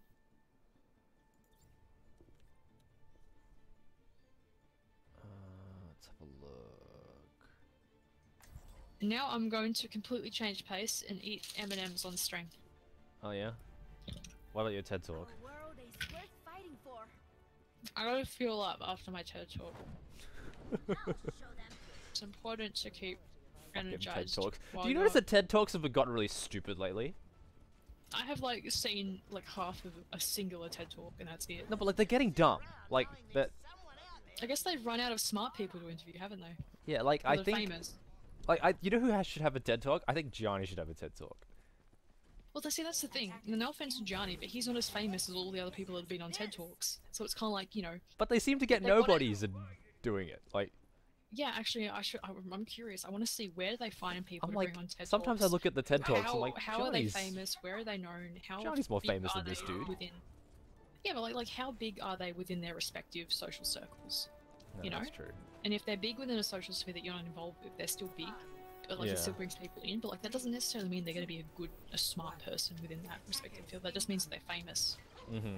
They could be charismatic, but that doesn't mean that they're actually like, you know, I guess they're articulate enough to kind of be on this thing that's supposed to be, you know, I guess very curated, I guess. I don't know, TED Talks to me have always felt like they're supposed to be quite curated and they're very important. It's like, oh, you know, we choose our people wisely, and, you know, they have these very... Squint's shaking his head. Then again, I haven't watched very many TED Talks, as you can probably guess.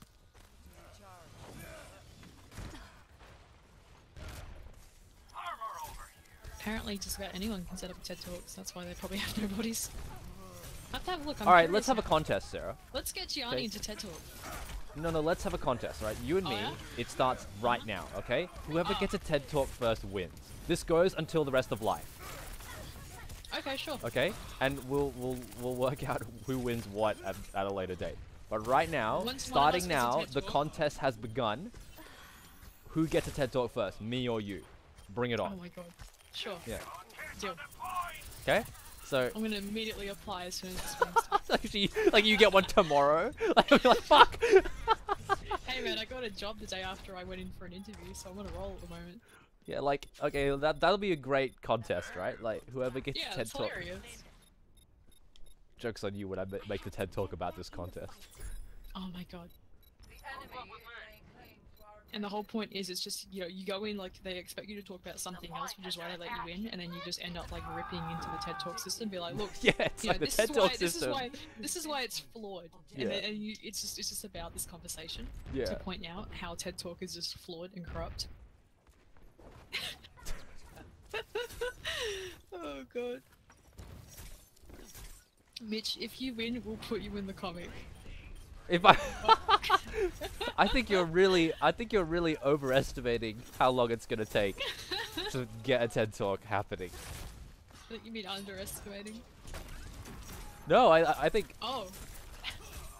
You think you okay? So you're gonna get underestimating. I think it'll take at least a couple of years for us to even Yeah. have a conversation with someone from TED. I mean, was that the right sentence? I don't know. I Like, don't know. I don't know anymore. is that the But right I'm gonna refer to it- diction to use when talking about TED Talks? Look, I'm gonna refer to it that way. Yeah. Ah, so you Hey, spoke to Ted, Ted. have you? Ah, yes, I've spoken to Ted. Ted let you on his show, huh? Like that's it. It's Yep. just TED Talks, but like Ted never talks. It's just guests. Yeah. Ted did like one episode. Like, who is Ted, and why is Who he is allowing Ted? everyone to talk? Pretty sure it's an acronym, but it's funny to consider Ted as first.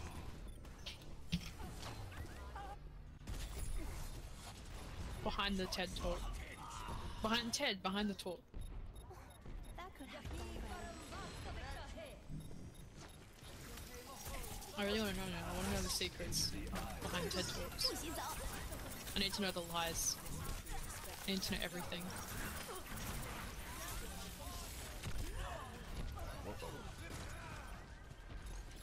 Well, that was a fight. Hmm. Thank you. Thanks. Oh, Genji, are we locked in here with you? Or are you locked in here with us? Oh my god.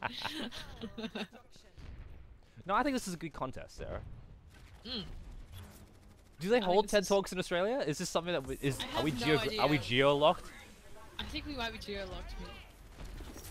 Okay, so I guess this is who gets to go to America is just instantly like whoever Yeah, gets to America automatically first it's- is instantly yeah. closer to TED Talk by like 1 point.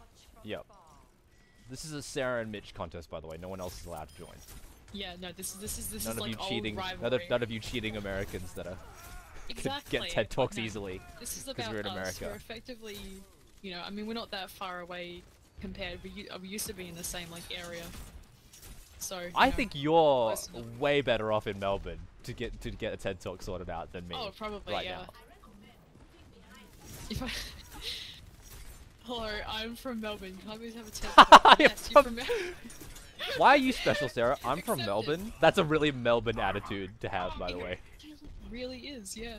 Dude, my cousin. I moved. If I say I moved to Melbourne, they'll be like, oh. Yeah. My cousin, he said the most Melbourne thing to me while I was Oh. hanging out with him in Singapore. He's like, "Oh, I really like this beer called Little Creatures." And I'm like, "Oh, Oh yeah? my God. Cool. Do you like Little Creatures?" And he goes, "Yeah, it's really awesome. Like, you know that's made in Perth, right?" And he goes, "Oh, I thought it was a Melbourne thing." And I'm like, "Wow, that is the Oh most Melbourne. my That God. is the most That's Melbourne amazing. thing to say." Protect little I creatures. thought Yeah, something they was a need- Melbourne they need- thing. Oh my god, that's incredible. Yeah, Oh, and I was like, no. wow, Little you are creatures don't so- deserve that. They need to be. Everyone needs to know that they're made in good old WA. Yeah, I was like, "Oh my god, Good you're shit. I mean, I've never such a had it, but I've douchebag." been to the. Yeah. I've been like Yeah. to the bar in Freo, and it's good shit. Good place, good vibes. No, like it. Like Fantastic. my cousin's a douchebag. Kenneth, if you're listening, you're a douchebag. Wow. He's a douchebag. He just is. He's like, No, look, I'm not gonna Yeah. refute that. I don't know Yeah. your cousin, but I think we have to clarify. For those of you that don't know, Perth is a city in Western Australia, all the way over on the west coast, and Melbourne is a city all the way over on the east coast of Victoria. And I'm Yeah. currently in Melbourne, and Melbourne's a real artsy kind of city. It's very cultural, very artsy, very new age, I suppose. yeah, it's very Um, cool. Progressive. It's yeah. a very cool city. It's good to walk. It's easy to be a tourist in. Like Sydney's very corporate. Melbourne, there's heaps of restaurants, lots of art stuff happening, lots of cool like public events. It's just a place that you go if you want kind of activity in the city. And it's a nice city, nice surrounding area and stuff. Feels a lot easier to wander around looking for fun and excitement in Melbourne than you would in Sydney if you're in the CBD. So yeah, that's why we're making that. Will hopefully give some context to the Melbourne jokes, because that's the kind of I guess the kind of reputation it has with the culture that it has associated with it. Yeah, very cool, but very douchey. Oh Like, yeah, there's plenty of there douchebags. are It's some, like, the like- it's like the hipster city. Yeah, there's it's plenty so of that kind of hipster. attitude here. Yeah. But And it's I something, like it, and but I get why though. It is cool. Like, it's not like it's not cool. It is very cool. There's plenty of Yeah. cool people here, nice stuff, but it does kind of carry that kind of very much like a why are you making a political stand? Everyone here already agrees with you. Kind of feeling sometimes. Like I've been to some events and everyone there is like all the same. It's kind of like they'll be wearing like political kind of themed garb and stuff. It's just like, well, that's great. That's your identity. But, like everyone here is exactly the same as you. Like yeah, everyone it's here, kinda like- everyone what- here how is do- that. Yeah, like we're how all do you- for it. yeah, like how do you you know how like is this just like because you know we're all it's all good, man. Like I'm trying to find a way to string this together. I don't want to like poke specifics of what the event was or who was there. I'm gonna keep this vague, but because I don't mean any ill will with anyone that were there. They were all lovely. But it's kind of like, you know, at what point like Melbourne's just so fucking progressive and shit. It's just kind of like how like no one if there's so few people against you, like how you don't really like so what is that all your identity is? Yeah. Like the existence of being opposite to the people that don't like you? Or, I don't know, I can't word it, but like... No, sometimes I feel like it becomes a really, like, social activism becomes a very big part of some people's personalities. Yeah, and I mean, if I don't blame people for getting into that, but I don't know, I feel like you gotta take a bit of a step back sometimes and just, you know, just chill out and just, I don't know, be a bit more than just that. Anyway. Yeah, play games. Yeah, play a game. But what if we want to go to the non-human activities? Define non-human activities. Non-human activities? Like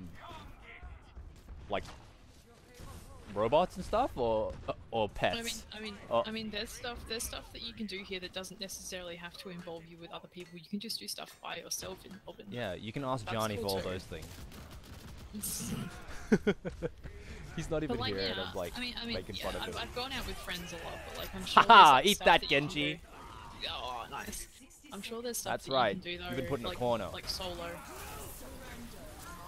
It's a good tourist city though. There's just like good stuff here. The museum is really nice. The people there are really chill, like the staff. There's just a lot of good places to eat. Like, you're not short for choice at all. I'm waiting to use my ult, but they're not really like... Uh-oh, here we go. Here they come.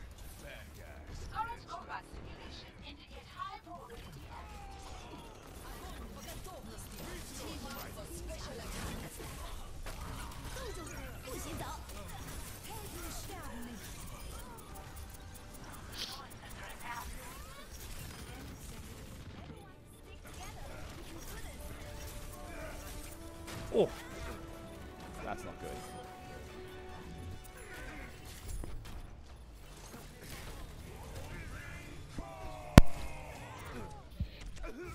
Oh, the what's his face is here as well. What's his Just face? stopped by. Yeah. Sorry, landlord just swung by.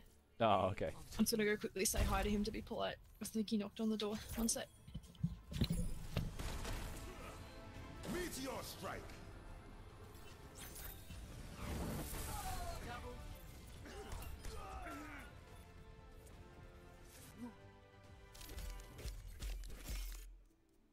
Who was really good? That Zarya was pretty good.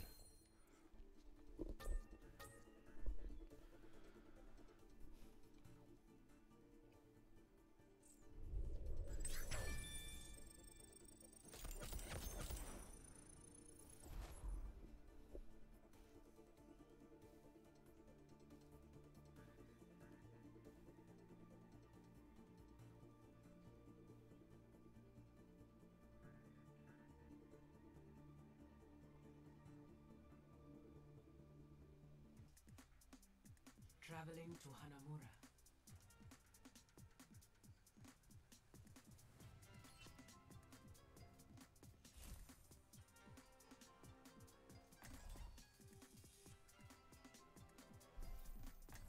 Prepare to attack. Select your hero.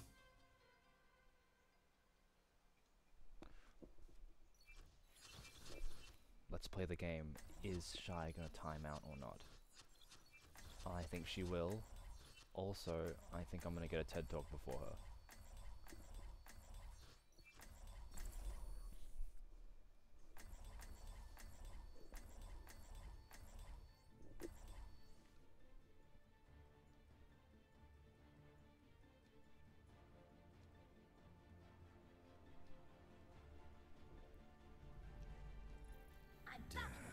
Walks among you. No one's beating my height board.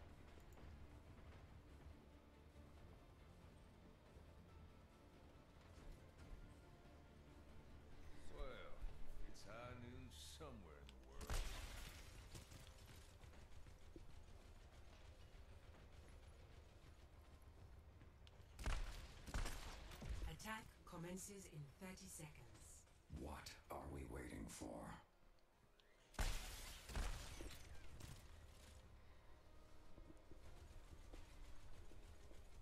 I'm ready to chill. Yep. Oh, there she goes. Okay.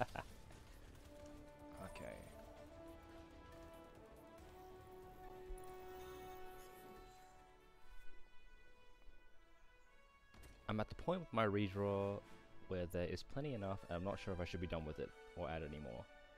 That's what I've actually wondered about people who draw art. So Munich, you might be able to answer this. So how do you know whether like a script is done and like ready to be, you know, made into a comic?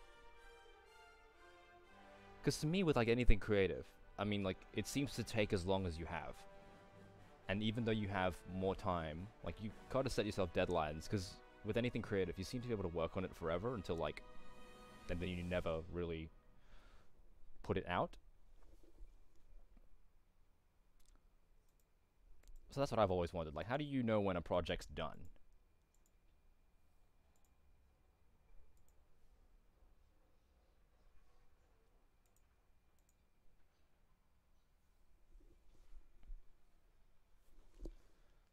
Got some new highlights.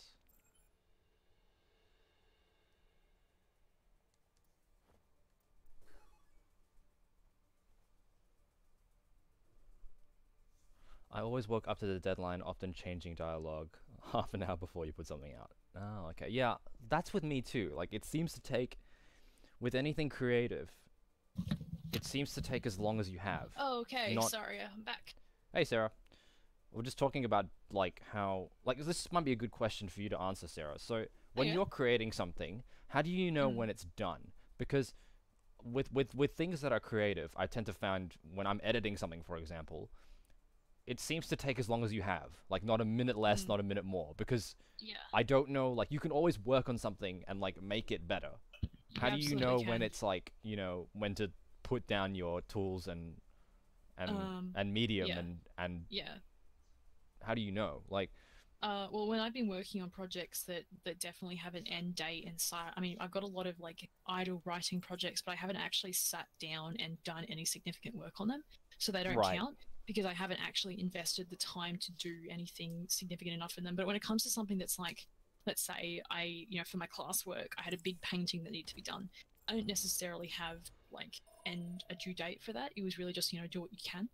But by the end, as the full course M was rolling up, I went back and I touched up pieces, or I was working on pieces that need to be done. Like, for me, for those, it was kind of like, even if I didn't really get them finished to a full degree, it's kind of like, I kind of set a goal for myself of, okay, this is what I want to have for let's say it was a character design project. Now that includes iterative design, different options for what the character might look like, different outfits once I decided on what their visual appearance was going to be. And then it was, actually painting them up and doing like let's say a front body and a back body kind of full painted render of them. Like that all together, I decided on what final pieces I wanted there to be. Let's say I want there to be 5 different alternate outfits. I want there to be 5 different alternate face versions for them. I want them to be a full painting of their body. Once I determined that, it was really just, when's my deadline? Right. Deadline is this date. Okay, I got to get that shit done. And obviously that was subject to change depending if that was actually physically viable for me or not. But when it came to like painting something, it was really done not perfect, as Moody just said in chat. Like it was, like my teacher actually had good advice. I mean, this is specific to painting, but I think you could extrapolate that and apply it to larger work. You get everything to a certain degree of polish. You do like one round of the whole thing. You don't just focus on one area. Then you go, okay, everything looks visually the same. Now I go and I make it more detailed. Then you do that to the whole picture, then you go back again, then you go back again. You don't just kind of go, oh yes, I've chiseled the face out of marble, but the body is just like scribbles. It's like, no. You make the whole thing like a bit neater, and then you go and make the whole thing a bit neater again. So that was kind of like, I just kind of did it until I ran out of time, really, or until I ran out of puff. But by that point, it was kind of like, this is as good as I'm going to get it at my current state of ability, I suppose. So it kind of more came down to, do I have a deadline? If so, what is that? How much do I need to get done? And what can I reasonably get done within that time that won't kill me? And, done not perfect. Like, as long as it's not a hot pile of garbage by the time I'm done with it. As long as it all kind of looks visually coherent and it kind of all pulls itself together, then it's good enough. You know, because I'll make something better one day. Yeah. So yeah, it's I tend to find that I'm very good at not sitting on projects and tinkering them because I get really tired of projects and I never want to see them again. Like I get to a point where I'm like, I'm so fucking done with this. I finish it, I go, I don't want to see this ever again, and I call it done because I don't want to work anymore on it. So it just, yeah, for me, that, I mean, I don't know, that doesn't apply to everyone, but that's kind of how I've always functioned, where it's just like, oh, I'm so sick of working on this, I want to be done with it, and then I can't go back to it for like a month. And I'll come back to it a month later, and maybe I'll do some color correction, but like, that's it. Like, I get tired of my work, and then I'm like, it's done! Yeah. Can't make me work on it more! But, I mean, yeah, I think finished, not perfect is important, because you just have to stop yourself at some point. If the whole thing is, I guess, readable, or it works, or it's kind of okay, and if you show it to some people and they go, yeah, this is pretty good, then it's good enough. You know, if you don't really know when to stop. Yep. Or you just go, fuck it, it's done. I'll make another one, and I'll make it better, and then you immediately make another one, and then you make it better, and it's just that kind of forced repetition. Or, you know, constantly kind of creating new things, and eventually just, you know, you improve that process over time. It really depends on what the medium is, though. Yeah. But I think the trick is just to not worry about it too much, and just to go, okay, well, like if this is coherent, it's good enough. Yep. If it's not garbage, it's good enough. And if it is garbage, can I salvage it? If I can't, ditch it, move on to something else. If I can salvage it, salvage it. If it's good enough, you know, if it is kind of okay, good enough. But yeah, I think also personal deadlines are good. I tend to ignore them. But if you're doing something collaborative and your partner sets a deadline, aka money, then, you know, that's also very helpful. Because, I think deadlines are the most important. You know how much time you have. I think deadlines are the most important aspect of any creative projects. Like because if you don't set yourself a deadline, it will never be done. A goal. I think if you can't set a deadline because you don't actually know how long someone's going to take you, you've got to set yourself reasonable goals within that and go, okay, well, I want to make a comic, right? And I've got a rough idea of the script, but I haven't written it out. Let's say in 2 months' time, I want to have a full script done. Yeah. You're not saying to yourself, I'm going to make a comic by the end of the year. You're saying, no, in 2 months, I want to have a script. And if you get it done sooner than that, then excellent, move on to the next phase. Then go, okay, I'm going to make 1 page a week. Then you just do that 1 page each week, and if you're doing really well, go, okay, how about 2 pages a week? So you can't bite off more than you can chew in the beginning. I think you know, you have to kind of take it step by step. You can't just go, I'm going to make a full story in a couple of months' time. No, it doesn't work like that. Life doesn't work like that. You never know what's going to happen. You never know what's going to pop up, what's going to keep you busy. You just kind of got to go, you know, one bit at a time. What don't I have currently? I don't have character designs. Okay, I'm going to make my character designs. I know what my characters roughly want to be. I just don't have the proper designs, like, or drawings for them. Yeah. I'm going to do them by the end of this month. So you just start by kind of, you chip away at it, and then you go from there. Because otherwise you've just said to yourself, I'm going to make a comic with a deadline, and it's like there's so many steps within that, it just overwhelms you, and then you get stressed out, and then you shut down. At least in my experience. So I think you've got to just kind of take things bit by bit. Like for Manik and me, it's a bit of a challenge between the two of us. He's challenged me to do 2 pages a week, and he's obviously already pre-made the script. Yep. So I've been doing 2 pages a week, and that's been working out well, because that gives me a deadline. Also, there's incentive because there's something in it for me in the end. It's a small reward. He's got me some comics that like some like, not vintage, but like some older comics of some stuff that I like. Just 2 different things from different franchises, and it's like, okay, if I get this done, I can read those comics, and that'll be a cool present. And if I don't, well, I'll have to wait till Christmas. But like, you know, it's a small incentive, but it works. Just having something like as a reward for the end. And a reward, no matter how small, is still a reward, and it's a bit of like, it gets your mind kind of going, oh yeah, I want to do this, I want to complete this. Yeah. So something set by someone else is good, but you can set it. But yeah. So, you know, every week I'm like, no, I have to get these comic pages done, and I have to get them done by this day. Right. So I kind of plan my week around that, or I go, okay, how many panels do I have to do?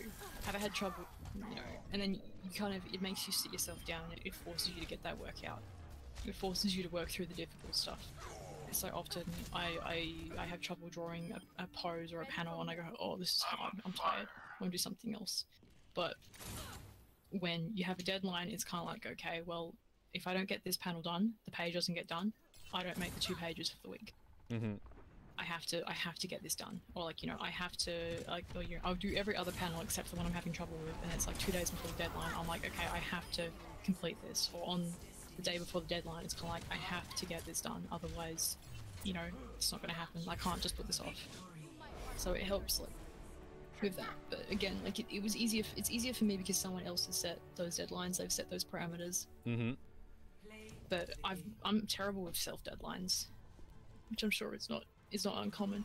Tactical visor activated. But yeah, I don't know. Done not perfect is good to kind of consider things like, you know, could I feasibly post this online, and would I be embarrassed about that? Yeah, If the answer is not hugely embarrassed, then post it. You know, call it done. I feel like, I don't know. I feel like you use the term "good enough" a lot there, and I don't really like that. Like I know what you mean, but like it doesn't seem like that's healthy. Like good enough, like that attitude. Yeah, no, I don't. Like, I don't think that's healthy either. But you know, Yeah. like if it's of a quality that is to some degree finished, yeah, it could be a bit better. Yeah, it could be more polished. But if you're not, don't feel too embarrassed about posting it.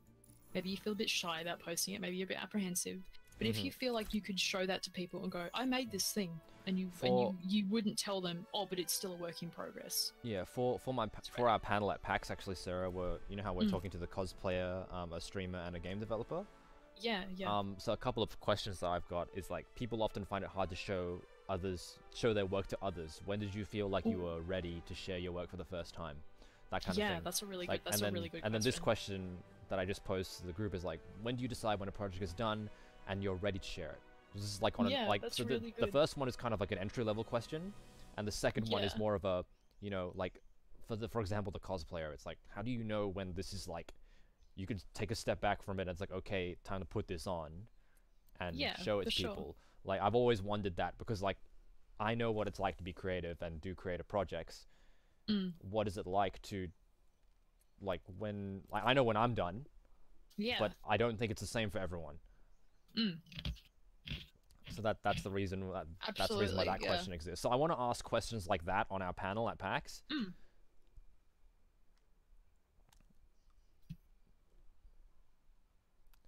And then maybe I don't know, like maybe like how to take criticism. That might be a thing we can explore. That's a very good one. Yeah, but that seems like a really boring question. I feel like they've been asked that heaps. So I'm trying to do more questions like these two, because I've never heard people answer these questions.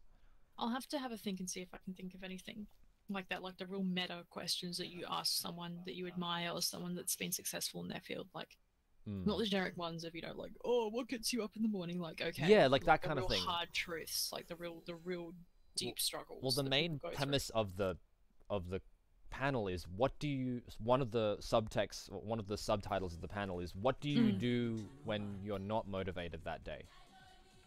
Yeah. Because I find that the good operators and the good creators, they're not waiting for this thing, like this motivation. Like motivation is not really a thing that you can rely on, because it's an emotion. Absolutely. So like, what do you do when, like, I think the good creators, energy or drive. Yeah, good creators operate in the absence of motivation and inspiration, and like, you know, like, and there's a lot of, when you browse art websites, they talk about art block a lot.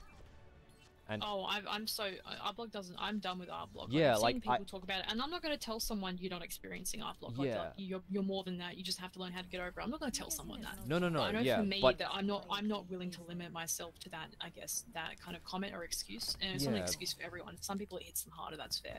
But for me, at my current stage of life, like, I don't think last time I said I had Artblock was like probably like 4 years ago. Yeah, and I've noticed it's less now actually. Like but I feel like that crutch, I think, is not something that you can submit to if you want to be a good creator and a professional creator. You just have to learn how to push through that. It's like, you know, it's just not go, like, even with Pixelsive, there are some days where it's like, I can't edit this thing, like this. Yeah. I can't shoot this video. But you need to. The good operators will operate without it, and they'll operate just as good. And I mean, the motivation can help make something awesome. But you know, you don't. depends what you want to do. Like for me, sometimes I just do not have the drive to stream, but I'll still do art anyway, and it'll take me a lot longer. But like, you know, I'll still complete a comic page at the end of that day. It'll just take me a lot longer, and maybe I'll watch a lot of YouTube videos because I'm feeling kind of bummed out. I'm tired. I don't really, you know, have much drive. But like, again, I'll complete the page. And if I had just said, oh, I've got art block, I'm tired, you know, or I'm just kind of really bummed out, I'm just gonna play video games, it's just like, page wouldn't have gotten done. And again, I've got deadlines, I've got, you know, strong incentives to get that done, because it's not just for me, it's for someone else as well. Yeah. But even still, it's like, you know, I've tried to use everything I've learned in school, and I'm trying to use what this project has taught me as far as like pushing through lulls in motivation to kind of, I want to apply that to my future work. So when I've actually got time to sit down and go, I'm going to make my own thing, you know, I apply this and kind of, I guess, drive, you know, drive when there's a lack of drive, like force drive to go, look, you know, maybe I don't feel particularly motivated, but like, I've got to get something done. Like, I've started training myself to feel guilty if I don't do art as often as I feel like I should be, and that's not in an unhealthy way, I don't think. That's like a, you know, hey Sarah, instead of going and playing video games, yeah, I wouldn't maybe call you it just do some art instead. I wouldn't you know? call it guilt. I think it's training your mind to respond to a problem in a different way. Yeah, like, exactly. So, instead of just going, oh, I kind of don't know what to do, maybe I should just play some video games. He goes, hey Sarah, instead maybe you could draw this fun thing that you've been pondering over. And it doesn't even need to be something for a grand project. It could just be like a quick bit of concept art for a character that I had an idea for that I thought would look cool to draw. Like, hey Sarah, you know, you really like Mantis Men, don't you? Maybe you should draw another Mantis Men just for fun. It's like, that's okay. You're allowed to draw stuff for fun too. Because I've been doing a lot of like work-related stuff recently, I guess. So it's kind of like, you know, I need to remind myself, like, you know, oh hey Sarah, you like this character. Maybe you should draw them for fun. Like, that's okay, you know? like with me, a couple of days ago, I posted some pictures. I think like every now and then, whenever I get like that, it's like, learn how to use your equipment better. Like there's no way you know everything about this camera that you, like there's no way you're done with this camera. Like you can use it better. Like, so just do something that's productive to the work that you do. Yeah. Like, I try to watch videos, or I try to, you know, like, I follow a lot of artists on Twitter that talk about their work process, and I see how much they post and what they're working on. It's kind of like, I could do more work too. Yeah. So it's about, like, and even when you just kind of feel like, oh, I don't know what I want to do, just fucking pick something or do studies. Yep. There's a way, and even, like, and studies suck. No one wants to do studies. No one, everyone finds them boring, but, like, they're going to be helpful. You know, it's training your brain, it's good. It's the veggies that you don't want to eat, but you know you should anyway. It's the Brussels sprouts of art, but you know. No one likes veggies. I like veggies. No. Yeah. Yeah, you're a lunatic. Oh. I mean, I'm an artist. Bazinga. Uh-oh, not good. Yeah, like stuff like NaNoWriMo is good. You know, those kind of month challenges or week challenges or whatever. Like, that's why I went to 24-hour comic day, because I wanted to make something and I wanted to complete something. And even though the comic itself, the quality degrades so much, it's like it birthed a much bigger idea there that I now want to make into a fully fledged, larger personal webcomic when I have the time. When Stardust Traveler, which is the one I'm doing with Munich, when that slows down, I want to actually sit down and go, okay, yeah, time to write a script. I've done so much brainstorming in the meantime, I've done so much idea generation, I've you know, there's so many bits and pieces, I just need to string them together now. And like, if I hadn't gone to 24-hour comic day, and if I hadn't made that short 24-page comic, I would never be in like this far along with it. I would never have had that idea. And it's kind of like, you know, I mean, I had a bit of an idea before I went to the event, and I had like, you know, these kind of characters, and I basically pretty much just repurposed them and changed them into the ones that were in that 24-hour comic. And I have a much more solidified idea of like a plot or of events. Like before it was just like, you know, generic weird anomalies occur. Is this fantasy or science fiction? We just don't know. And now I actually have like a plot to some degree. I have so much more solidified ideas, and it's because, you know, I sat down and in 24 hours I made a comic, and it kind of channeled those subconscious thoughts that I'd been mulling over. It actually, you know, it created something that was a story that had a beginning, a middle, and an end to some degree. And it's like, stuff like that is good, but you need to learn how to kind of, you know, you can't kind of like also just rely on those like a crutch, like, oh, you know, make your own challenge, Much better. you know, or just like learn to develop, you know, more ideas in the meantime. I don't know. Limitation does breed innovation, which is good, but then you need to learn how to continue to force motivation, you know, to generate motivation. No, I think setting yourself limits is definitely a good thing. Yeah. Especially the time limit. Yeah. Play of the game. But you know, like it's got to be within reason. Like, if you have an arbitrary idea for something, and you're not really, you know, you don't really have a clear time scale of it, just saying, okay, well, this week I'm going to achieve this related to that project. That's something. That's a start. That still counts. You know. It's better than just kind of being like, oh, I'm gonna work on my comic today. Not really sure. Like, you gotta outline what you need, what needs to be done, and how long you reckon that'll take you, and when you can start doing it if you legitimately want to put something together. Like, I've seen so many people that, like, you know, have a whole bunch of characters, and they go, oh yeah, they've got all these crazy backstories, but, you know, I'll make it into a comic one day. It's just like, no, you start now. Yeah. Start now, yeah. Make mini comics. If you don't want to make a full plot, make like a 2-page, 1-page mini story with a thing that happens, an event, a scene that occurs. I Maybe actually it can be think later on in the plot. Maybe it can be a completely random idea. Just do that because that starts the practice. I think sometimes only, not all the time. I think limitations that cripple you actually help a little bit. For example, we had, on Pixelsiv, we have a number of things that really almost killed us once. And we found new and interesting ways to get around those problems, and now we use them every day. So I think serious adversity when it comes to a creative project really helps you zero in on what's important. So, not all the time, but if you get pushed, like, really to draw on resources that you absolutely had to, and use skills that you maybe didn't think were honed as well as you might thought, definitely that helps. We got a project coming up for Pixelsiv that is unrelated to our creative endeavors. It's more of a professional thing that we've had serious issues with, and that I'm not actually happy about. But we're doing it anyway, and we're gonna have a good go at it. And I think that's the trick, is just going, this isn't working out the way I wanted to, but I'm going to do it anyway. I'm going to get it over and done with, and it'll make me a better person and a stronger minded person, and it will make me better at what I want to do for it. Absolutely. So I honestly think on occasion it teaches you how to operate, especially but what I do is less creative and more of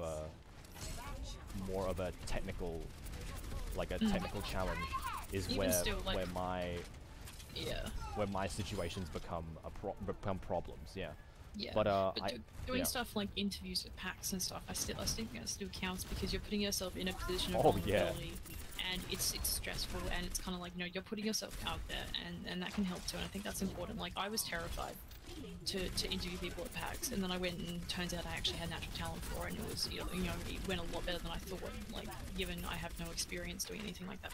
And it's like, that won't be the same case for everyone, but it's important to try things. And if no one, and you know, if you're in a position where no one's going to laugh at you, and they're going to be like, it's okay, you know, it's okay to mess up, you know, don't worry about it, then it's like, you know, it's going to be okay in the end. Like, if people do laugh at you for doing bad, then fuck those guys, leave. Laughing, honestly, is the best case scenario. Like, to me anyway, I would rather laugh than some other responses. Like, I'd rather them laugh. Yeah, I'd rather people laugh at me, because then I can pretend that it was just like a joke that I planned all along, and then I can laugh at myself, and then it's like, haha, yeah. There's also something else as well. That's right. Two talks at Free Play resonate with me.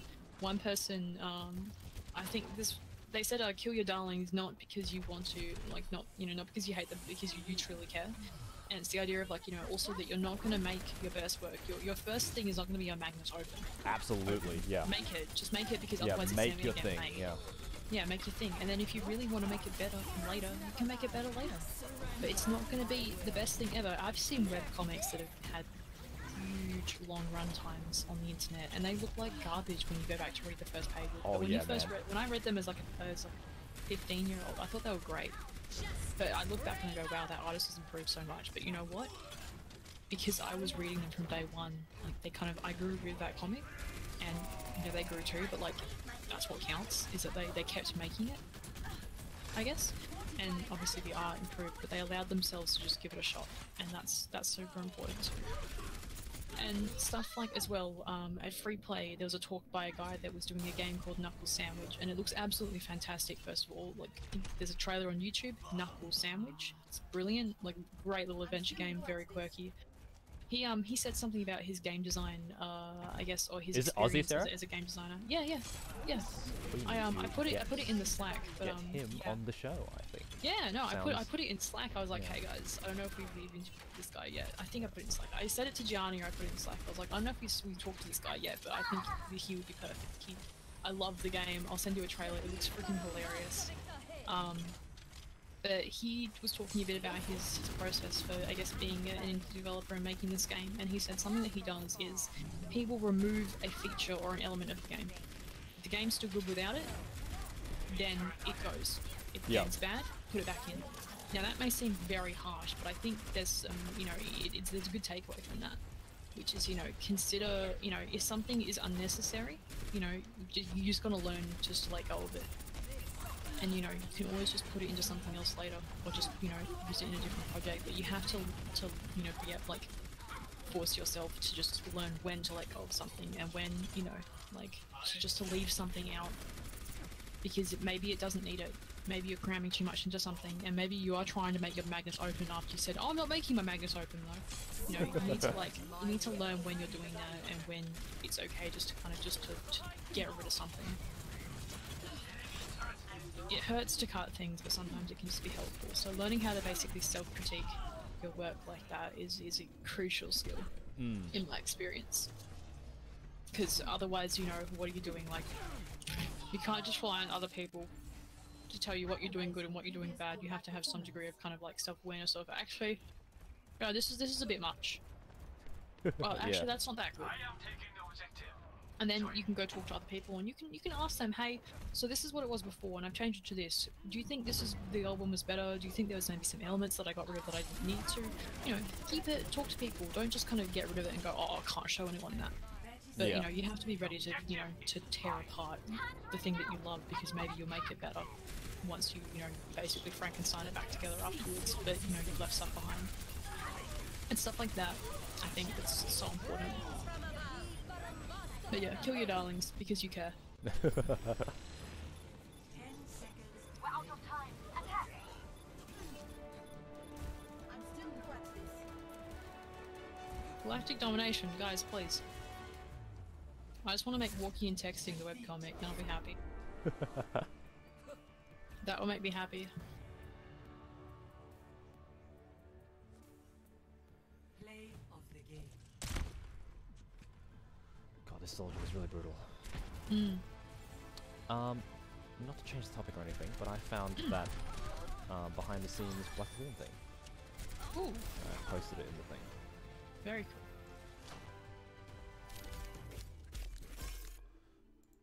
Excellent, thank you. Oh my god, this is great. I think it's the actual manga artist. I think so. But I'm not 100% sure, because it looks a little different to the art. Like, it's super rendered, but that might be just because like it's really rendered like really well. Yeah, like they rendered it to give the image, the image or the mimic of like photos of behind the scenes of set and actors and stuff. Yeah. Like, because obviously with the manga they have to pump that shit out fast, but maybe with this they had more time and they were able to kind of just put a bit more effort into it. Traveling to Horizon Luna Colony.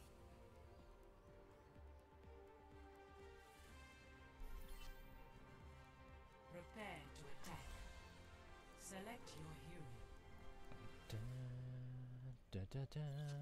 Alright, this is probably the last one. I think. That's cool. As enriching as it has been to talk to you about the creative process and to Munich about the creative process.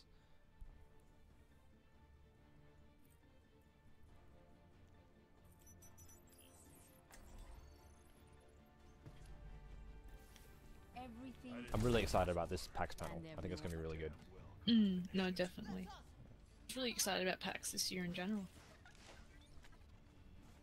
It's gonna be good. I might be rocking up about maybe a week earlier. Oh yeah. And I'm gonna hang out with Gus, Strictly Better, and we're gonna make some content. Neato. Or I might see if I can meet up with other Melbourne creators, such as yourself. Yeah. No, for sure. That would be a very, very good idea. Just go to Bar SK one night or something like that. Oh yeah, that's a good idea. I actually haven't been there yet. Same. Yeah. I really need to. I mean, the problem is it's kind of like, you know, I really only want to go there for an event because I won't be drinking alcohol. So it's kind of like I want to go there if there's a secondary reason. Yeah. 'Cause otherwise, it's kind of like, you know, I mean, if it's just an average bar night, it's kind of like unless I'm going there with friends that drink, it's kind of like, well, this is kind of a pointless trip. I just feel bad. But they do a lot of regular events and stuff, so you know you can catch them when they're doing like, you know, a special. Leading up to or PAX, I'm sure there's something's gonna on. be something. Oh, for sure. Like they'll probably have some indie game showcases and stuff, which is always fun. Like they always show weird stuff. They do a lot of weird artistic stuff there, so that's always really fun to see what people are up to. There's a lot of very cool people that are involved in I guess that are friends of the bar or involved with people that run it and that kind of community. So really, they're really cool creators.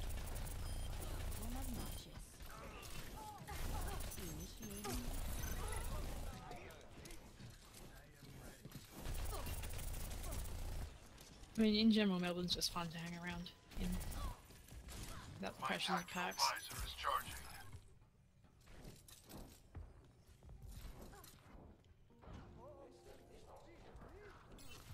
Okay, here we go.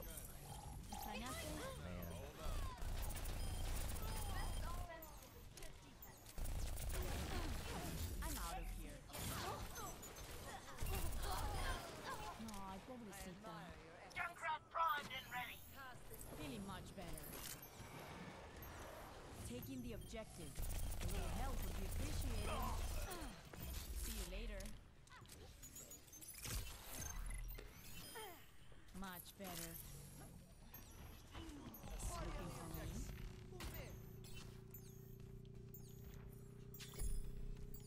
All right. I'm securing the objective. Anyone want to join me? They are cute, aren't they, Xander? Objective A captured. Commence attack. It's one of my favorite pieces of fan art, maybe? Who knows? At this point, who knows?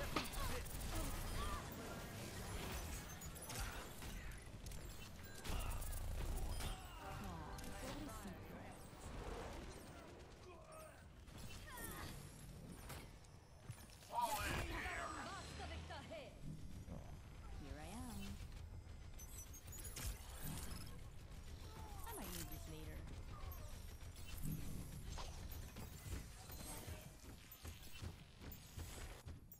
He vuelto. Oh. Apagando las luces. Translocating. Maybe the EMP wasn't the best idea. Hey there.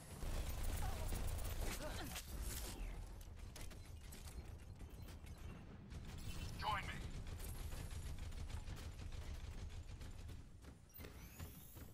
Mucho mejor looking for me.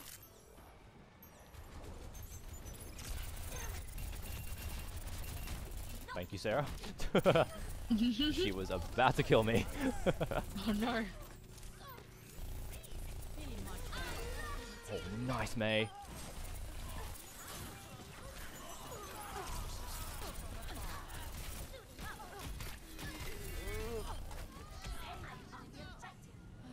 Thank you. Hola.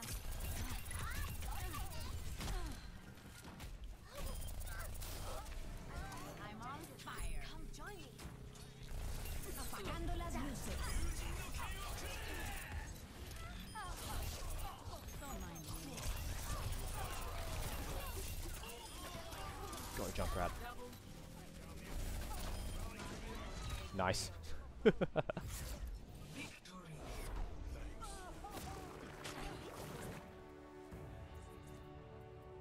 Yay. An Indonesian hero. Well, don't Indonesians, correct me if I'm wrong here, Xander, don't Indonesian people have a pretty interesting martial art that they do. I don't know what it's called, but I think it was featured pretty heavily in the movie The Raid.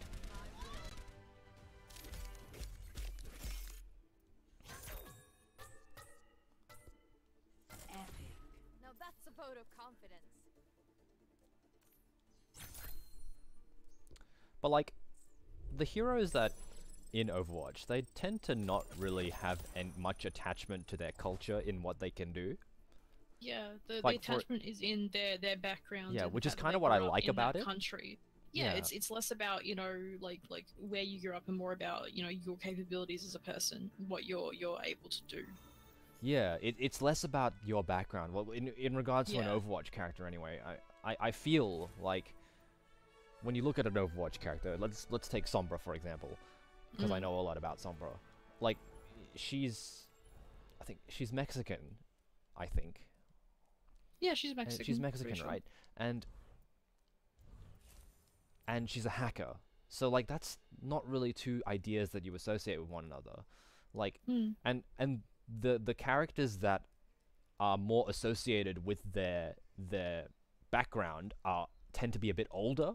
So like Reinhardt is a German knight, for example. So it's a European knight kind of character. And like Genji and Hanzo are on the older side, but they're kind of traditionally, like, Genji's obviously a ninja, but he's a cyber ninja, and Hanzo is an archer, and that kind of thing. But like you go along Hanzo's the obviously very attached to traditions. yeah, so you go along the line. Let's say Symmetra, like she's Indian, but that has nothing to do with what she does as a character. So I think if you want to just make an Overwatch character, I think you need to start with what they can do. And I think honestly, the race and like their race and background is one of the last things that gets added to an Overwatch character. To be honest, if you look at the design of them, I agree. So like, so you look at Mei for example. So let's make her a climatologist first. Then what abilities does she get out of that? The freezing, and so you get crowd control abilities, and the freezing, and the long range shot, and the wall.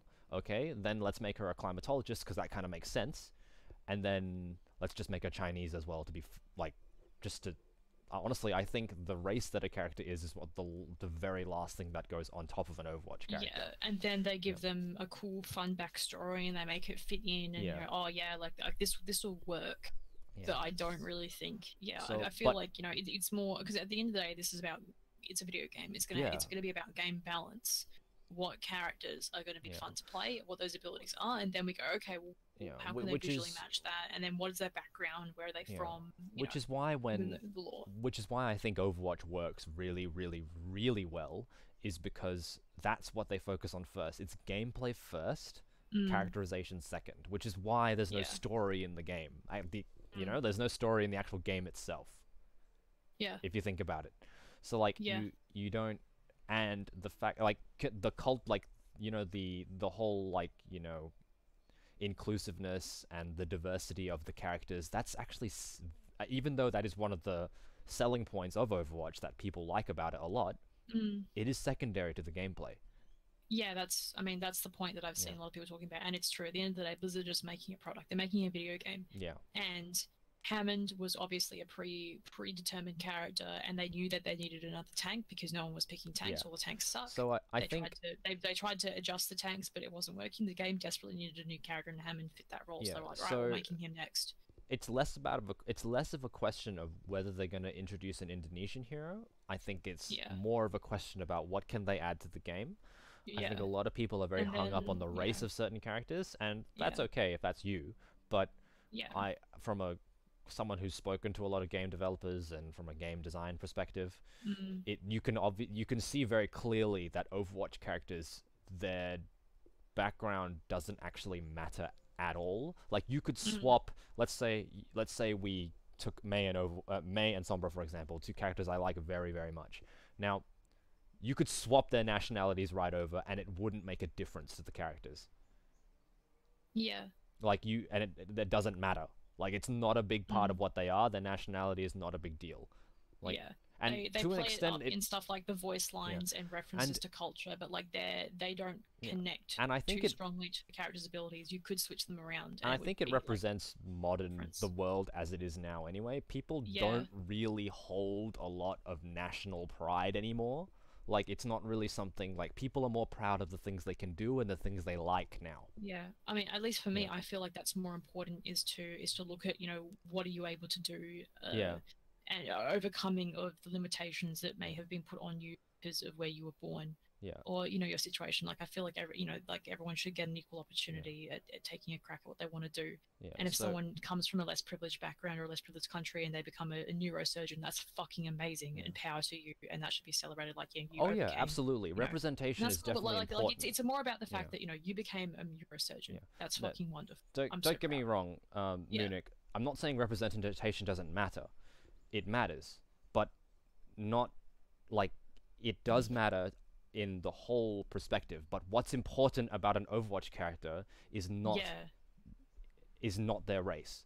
It's what they can do. Yeah, I agree. And like, that's why the characters are so powerful. Because like you can take all of their stories are about what have they achieved and what led them to becoming an Overwatch hero. What paths took them now down this route? It always focuses around their abilities. You take two characters that are very opposite one another. So you take Tracer and Widowmaker, for example. Now, they're narratively speaking, they're opposites, they're against each other, but mechanically speaking, they're very different as well. But if you swapped their nationalities around, it wouldn't matter, is what I'm saying. Like that, it just like Tracer would be French and Widowmaker would be British. Like it really, even to an extent, you take Winston, for example, and let's say Winston and someone who's completely different to him. Let's not even go for another tank at this point. Let's go for Bastion, for example. Okay, if you swapped Bastion and Winston around, this is not even coming from a racial perspective. This is just coming from a character, what they are perspective. If you made Bastion the tank and Winston like the monkey being the attack one, it wouldn't really change anything about those two characters. Winston came from an army of guerrillas that were probably mind controlled, and then he broke free of that, i.e. Bastion's backstory. And then Bastion would be a sentient scientist robot. It's like, I'm not a robot, I'm a scientist. And it's like, okay. But like, all of Overwatch really puts the focus on what people can do, and I think it's great that it does have a range of characters and backstories and nationalities, and that's good.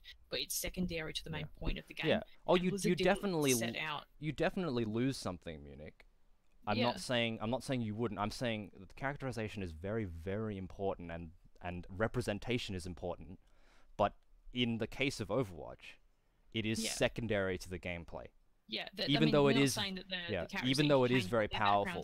Their backgrounds aren't interchangeable. But if in an alternate reality the characters had different nationalities, like if they weren't how they are, like we'd probably have the same reaction to Overwatch.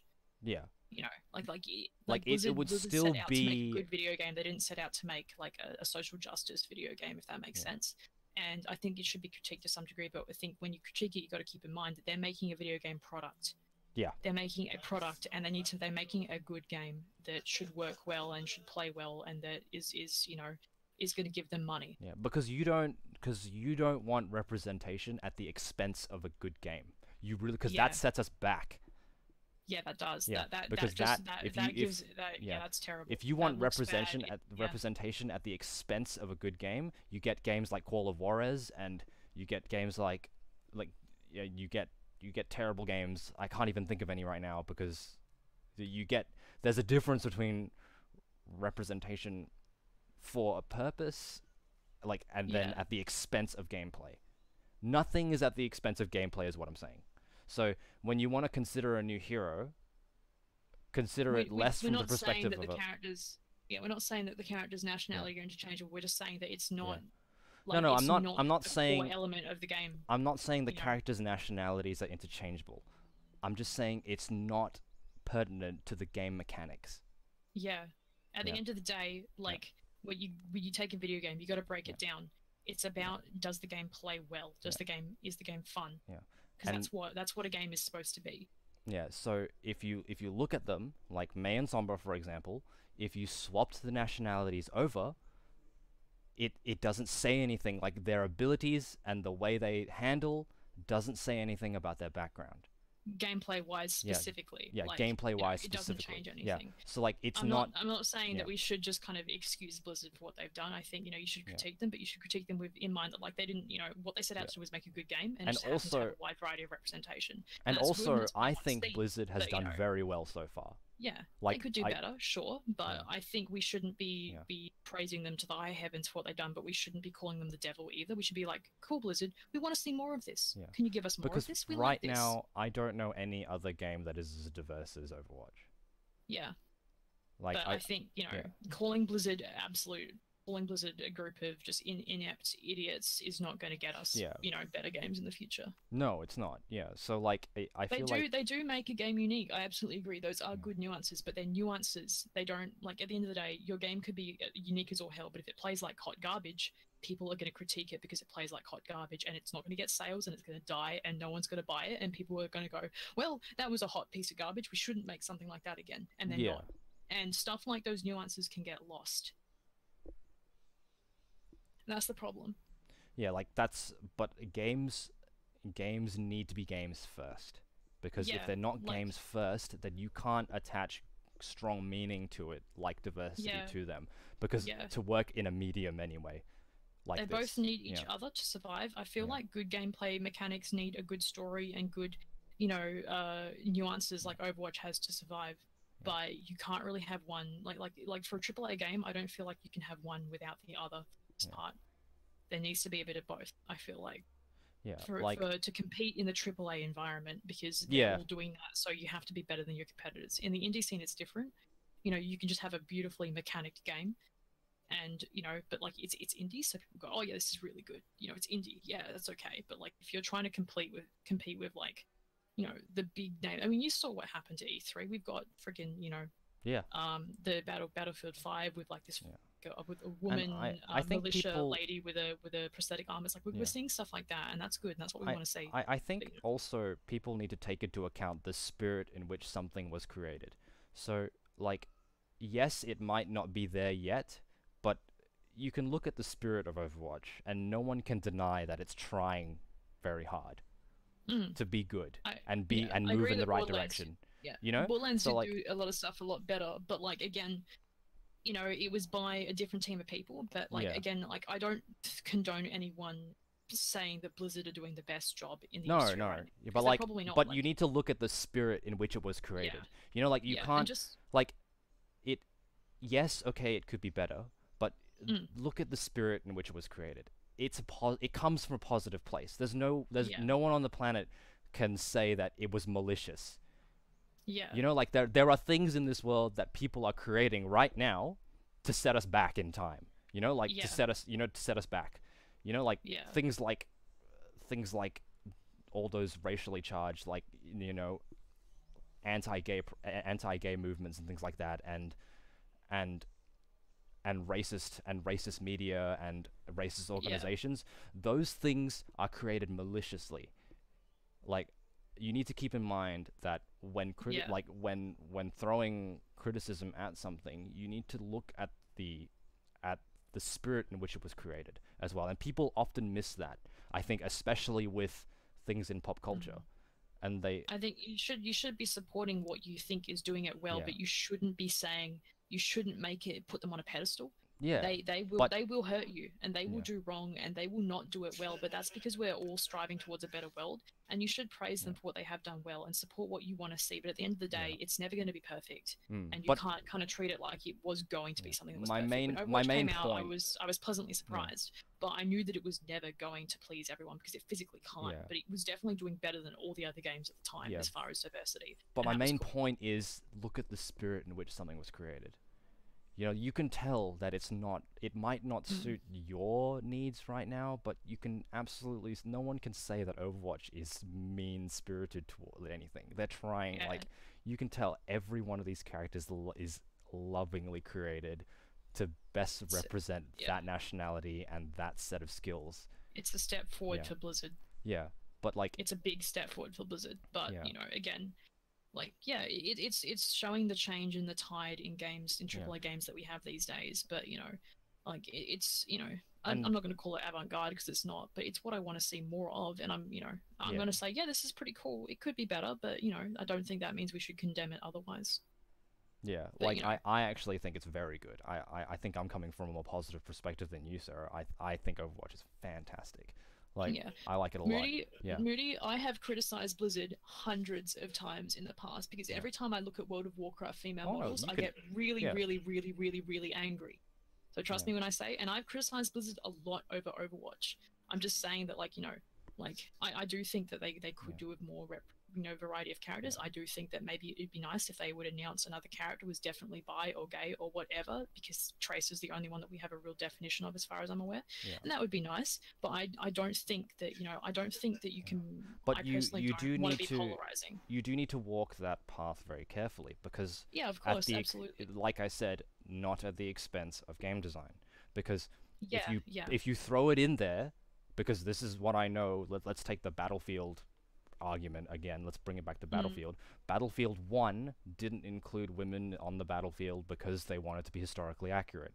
Remember how I that don't think went? any Battlefield game. The But Battlefield game about cops and robbers didn't include women at all, and that is extremely, So bad. remember how that went down, right? Yeah. And people were angry. So then now they've gone the other direction, and now people are mad.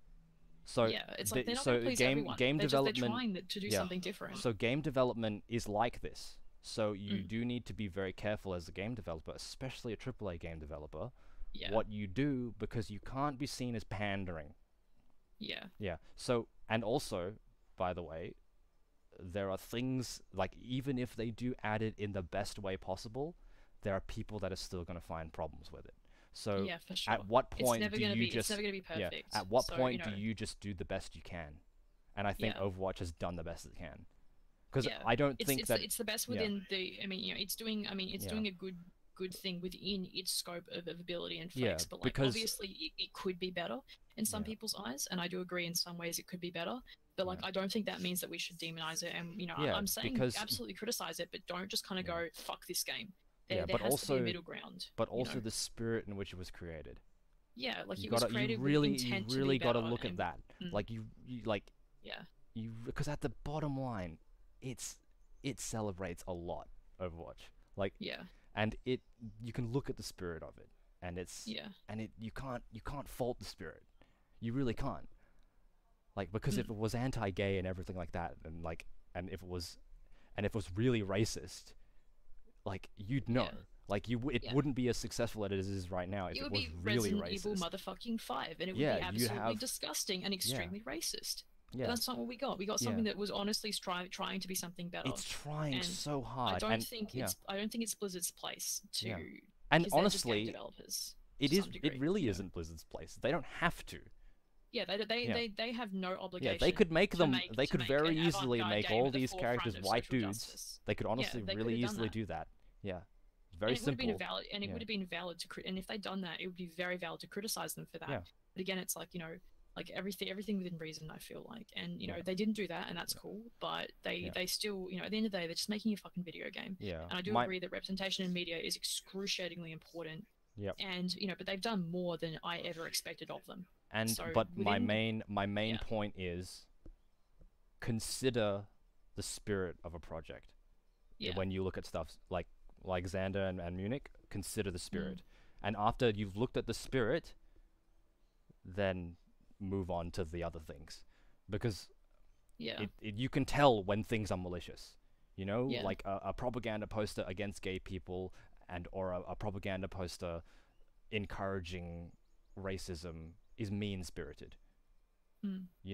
So those are the things that should take up a little bit more of your attention than not including a character in a video game. Don't get me wrong. Yeah. It is a place. It is a place to come from. But for sure. Take the spirit of a whole. Take the spirit is what I'm saying. I think you got to know when to fight something and when to call something out. And I think Overwatch definitely has its problems, but at the end of the day, it's still trying to be an entertaining piece of video game media. And the core gameplay is gonna be more important than getting it right than the characters at the end of the day. Yeah. Yeah, well, Blizzard is a large AAA corporation, and basically, and they want to make a good product, but they also want to make money off that product. Yeah. And I think just obviously they have defied, I guess I'm sure the thing with the loud white fanboys is they're loud. Mm-hmm. That's all they are. And yeah, they scream and they whinge on Reddit, but that's the thing. They're just loud. Like, Blizzard has made this game despite what they might have wanted, Yeah, We got a and pretty good honestly, game. I think think it has plenty of problems. You Like, look don't get at me wrong. you look at the people that play Overwatch, and like let's take the Overwatch League for example. You look at that crowd that's there in that room that's turned up to watch this thing. It's almost 50-50 male and female, and every nationality under the sun is in that physical crowd. Like it's touching people, like this game. It is. Yeah. And it honestly, I think it deserves that because it's tried very hard and it's come from a very loving place. The spirit is there. Well, that's the thing, Moody. Like, even if they actually don't care about representation and they're only doing it because it makes them money at the end of the day. No, but whatever. they But want that's the to thing. be, and they're I setting think an example. Yeah, They're setting an but example for the rest of AAA devs, and other people are going to go, Overwatch was successful. We can be successful too, and they're going to be people that actually genuinely care. See, if they Blizzard want don't. when they But- say so it they doesn't really want to matter be in that better regard. about it. Honestly, I think they're moving in the right direction. It's not the wrong direction. You have to look at the spirit. Like, it's moving in the right direction. It might not be where you want it yet, but I think the spirit is there, and for that I think they deserve. Well, they deserve that's the reason why I like it anyway. Yeah. It's fair to be distrustful, and I'm not saying don't criticize the game because it deserves criticism. Oh yeah. But I think I'd save more criticism for games like Hatred or games like Resident Evil 5 that were extremely problematic in so many ways. I'd save your criticism for games that are just so god awful in that sense that they basically take 2 steps backwards. Like there are some games Overwatch like took even at least a step forward. Like and so I'll give them praise for that. But and in like for example Persona, there's a scene in Persona where you have to like encourage this girl to do something she doesn't want to do, and like and you have to keep, and it's like you get like for example like you get positive reinforcement for convincing her to do something she doesn't want to do, and that's like that to me is mean spirited. Like that to me is that to me is shitty. That's nasty. That's like, insidious. But like, just because they haven't got there, just because Overwatch hasn't got there quite yet, I'm okay with that. Like, they have made fun things, and I'm sure those characters are coming. Like those 2, I think you posted 2 pictures of those 2 characters that were in that Overwatch lineup that kind of roll through on the trailer. I'm sure they're coming. There's like. There's plenty of time. Anna came out, and then Sombra came out immediately after. Like they're gonna put whatever the game needs, gameplay wise first, because they don't want to make a broken game, because then people will leave because it's broken. Yeah. So I mean, if you don't want to support the game, then I think power to you. Don't support the game. And don't that's give them the reason money, why. Don't give them your time. Just ignore it and move on and support the media that you want to support. If you are really against it, that's absolutely valid. And I think don't waste your time with stuff that doesn't make you happy as well. Yeah. Well, that's personally that's the reason why I give Overwatch a lot of love. Like honestly, I buy loot boxes every time a new animated short comes out because I feel like they deserve it. And I want them to make more of it, and I would like to see where Overwatch takes the diversity next, because that's why I keep playing it. I play it almost every day, and I am very happy to give them money, and I earn it on PC and PS4. That's the reason why I like it. Is I like where they're going, and I want to see what they do next. Well, the thing is also Blizzard just isn't a one entity. It's filled with multiple different individuals within that. And the people that decide we're going to have loot boxes in this game are not the people that decide the writing, are not the people that decide which hero gets to come out next, which hero is required. It also has to do with investors as well. Investors have a huge sway as far as I'm aware. The investors within that have a sway, and it all comes down to that kind of money bureaucry side of things. So we've actually done a couple of keeping them. We've actually done a couple of different episodes on loot boxes, and if you want to check them out, there's 2 different types of loot boxes. There's ones that are cosmetic, and there are others that are tied to game progression. Mm. The problem with the the problem with the game progression loot box is it actually locks out content that affects your performance. Mm. Overwatch has a different system where it only is cosmetics. So Yes, that it's is gambling, and yes, it's bad for people oh that yes have it is, yeah. personalities, and I completely agree there Yeah. should be more in place to support Yeah. people in not feeling their addictions, But you but do it does again not change the gameplay. yeah, again I It just implore makes you you look pretty. look at the spirit in which it was there.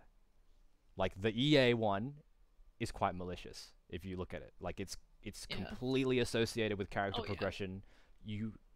Things are locked out of the game Mm. and you can't access them without them. I mean, it's changed now, and it's not the same anymore because of the backlash.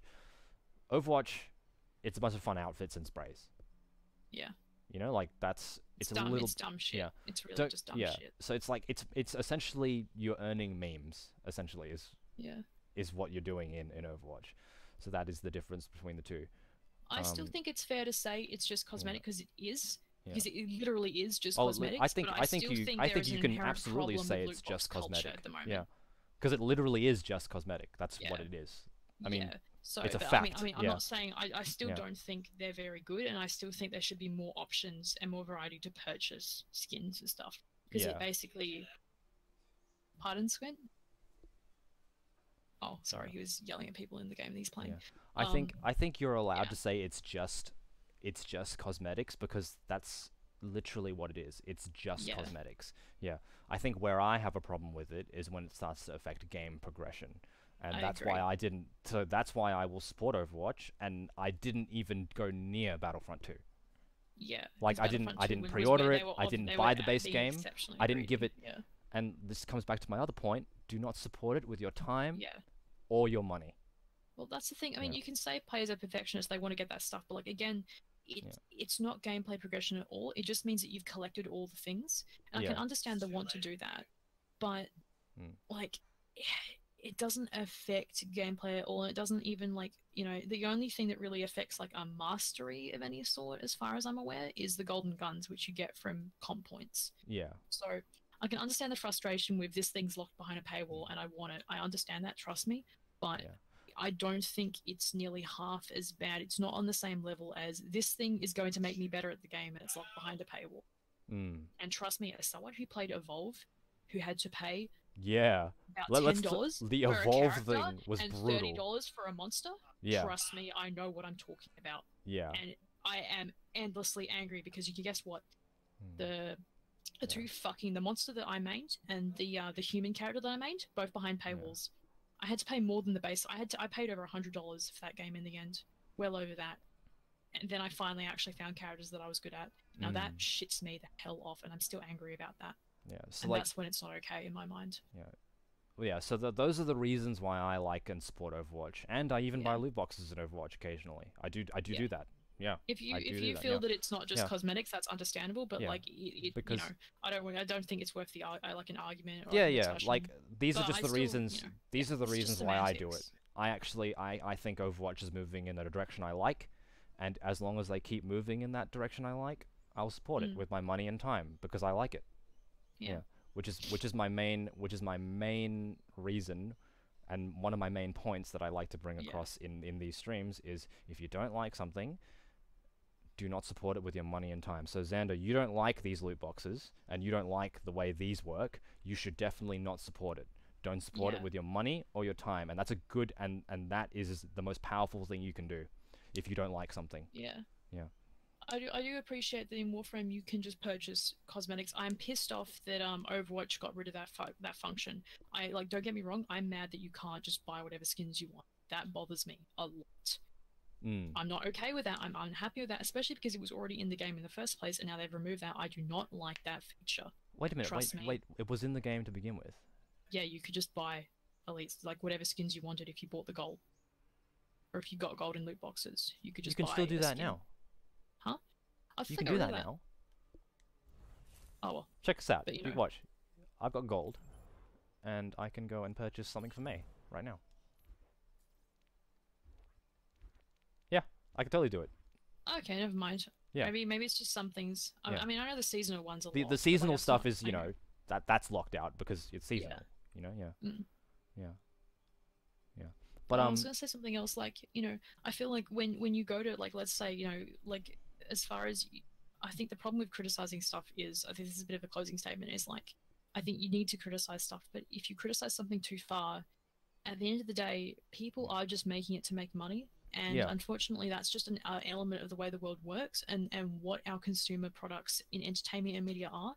And representation is important. And even if it Yeah. comes from a corporate perspective, it's still gonna slowly change the world. Even if the people that are making it are greedy fuckos, at least they'll see this is what people want, so we'll give them that, and gradually it will turn the tide of what we Yeah. get.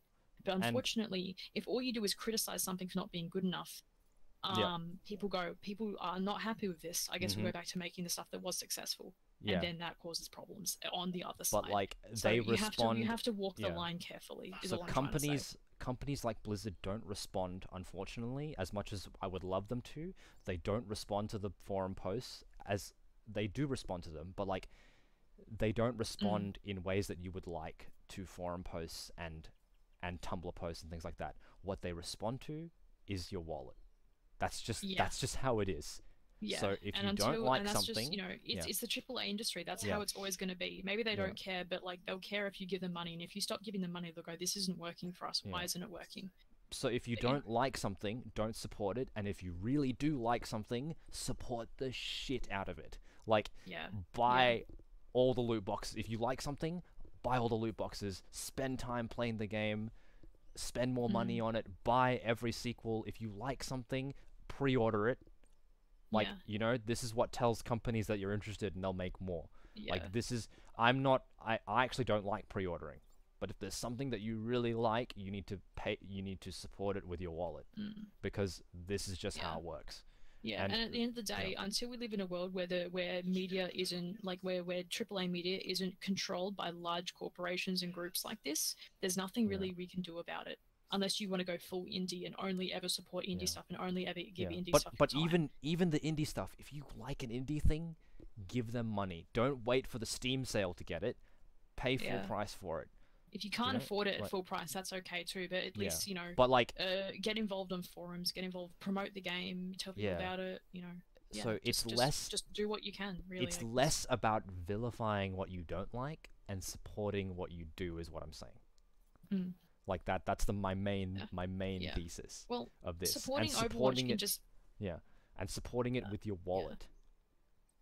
I understand the having a predatory loot system, but like you can buy the game once and play the game, and Blizzard won't just respond to your wallet; they'll respond to how many hours you've clocked in it as well, because they have access to that. I'm pretty sure they know how many concurrent players there are in the last month. If they see the game is keeping a steady amount of players, they know that they're doing something right. If their game loses players, they know that they're doing something wrong. So it's not just, it's a combination of your wallet and your playtime. And even if they get one purchase off you, that's good enough. If you continue to play the game, they know that they've hooked you. So Xander, you're actually doing the right thing now. You don't like the way Overwatch is going, so you don't play it and you don't spend money on loot boxes. That's exactly what you need to be doing if you want to see change. Yeah. Yeah.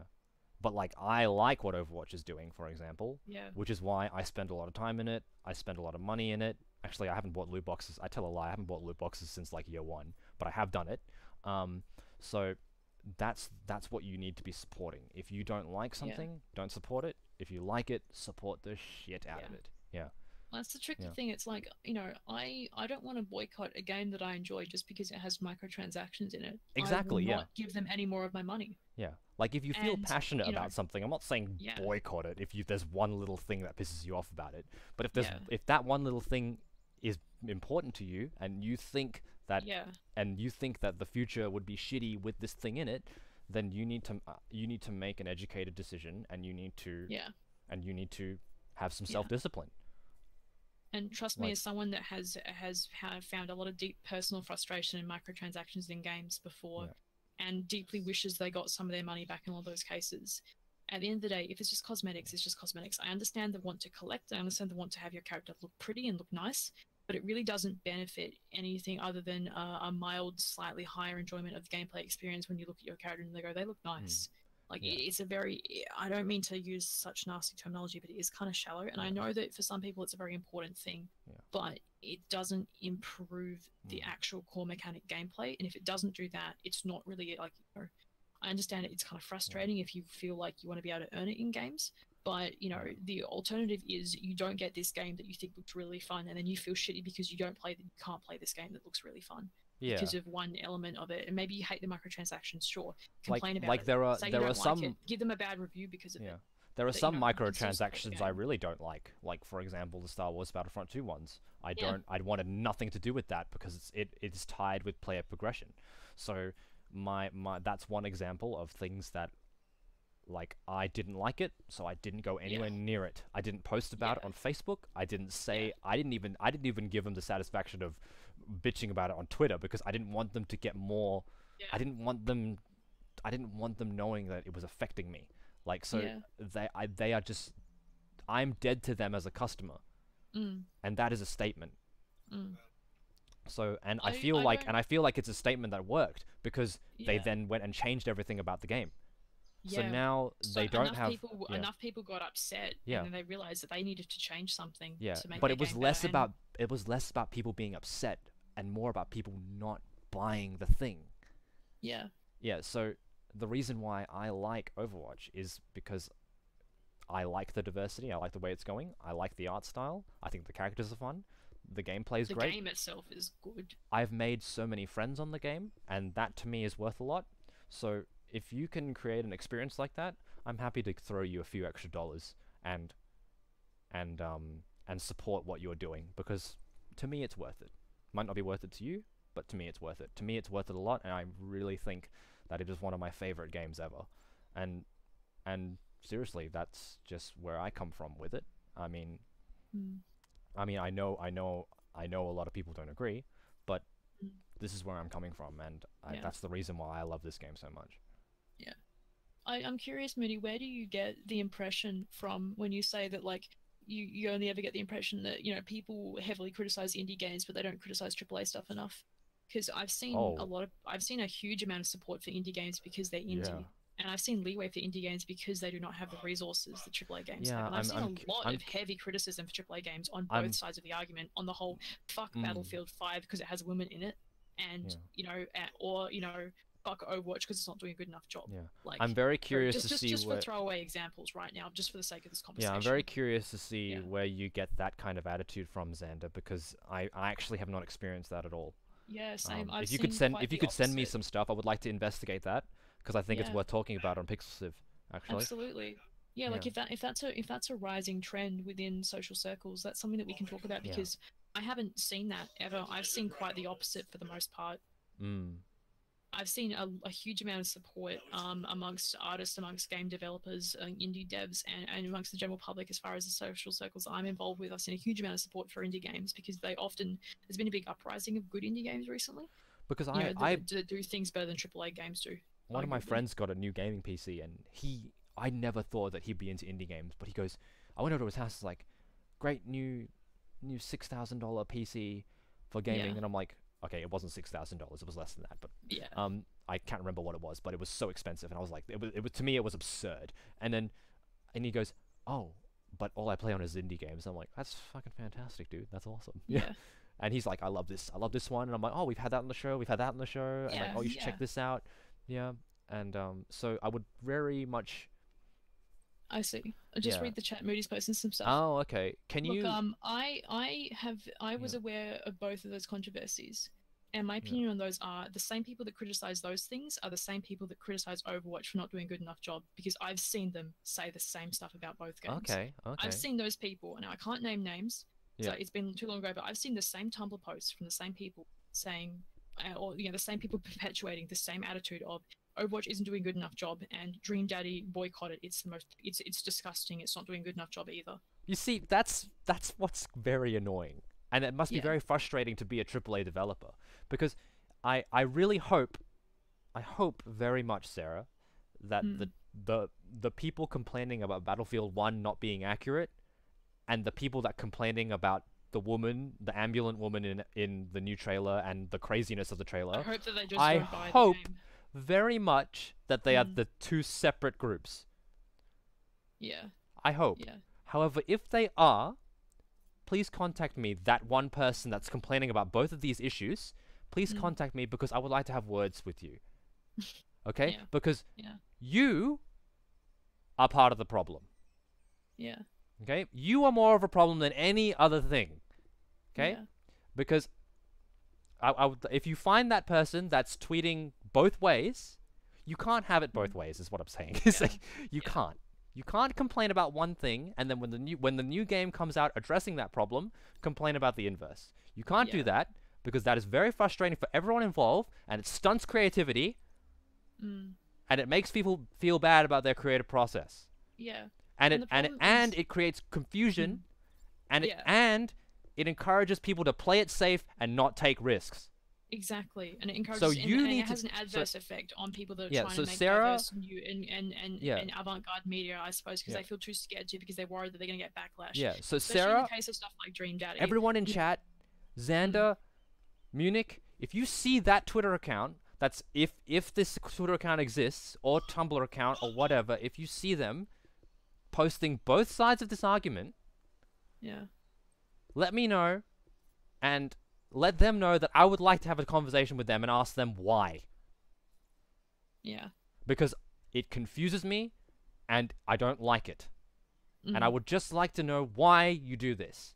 Because that sets everybody back.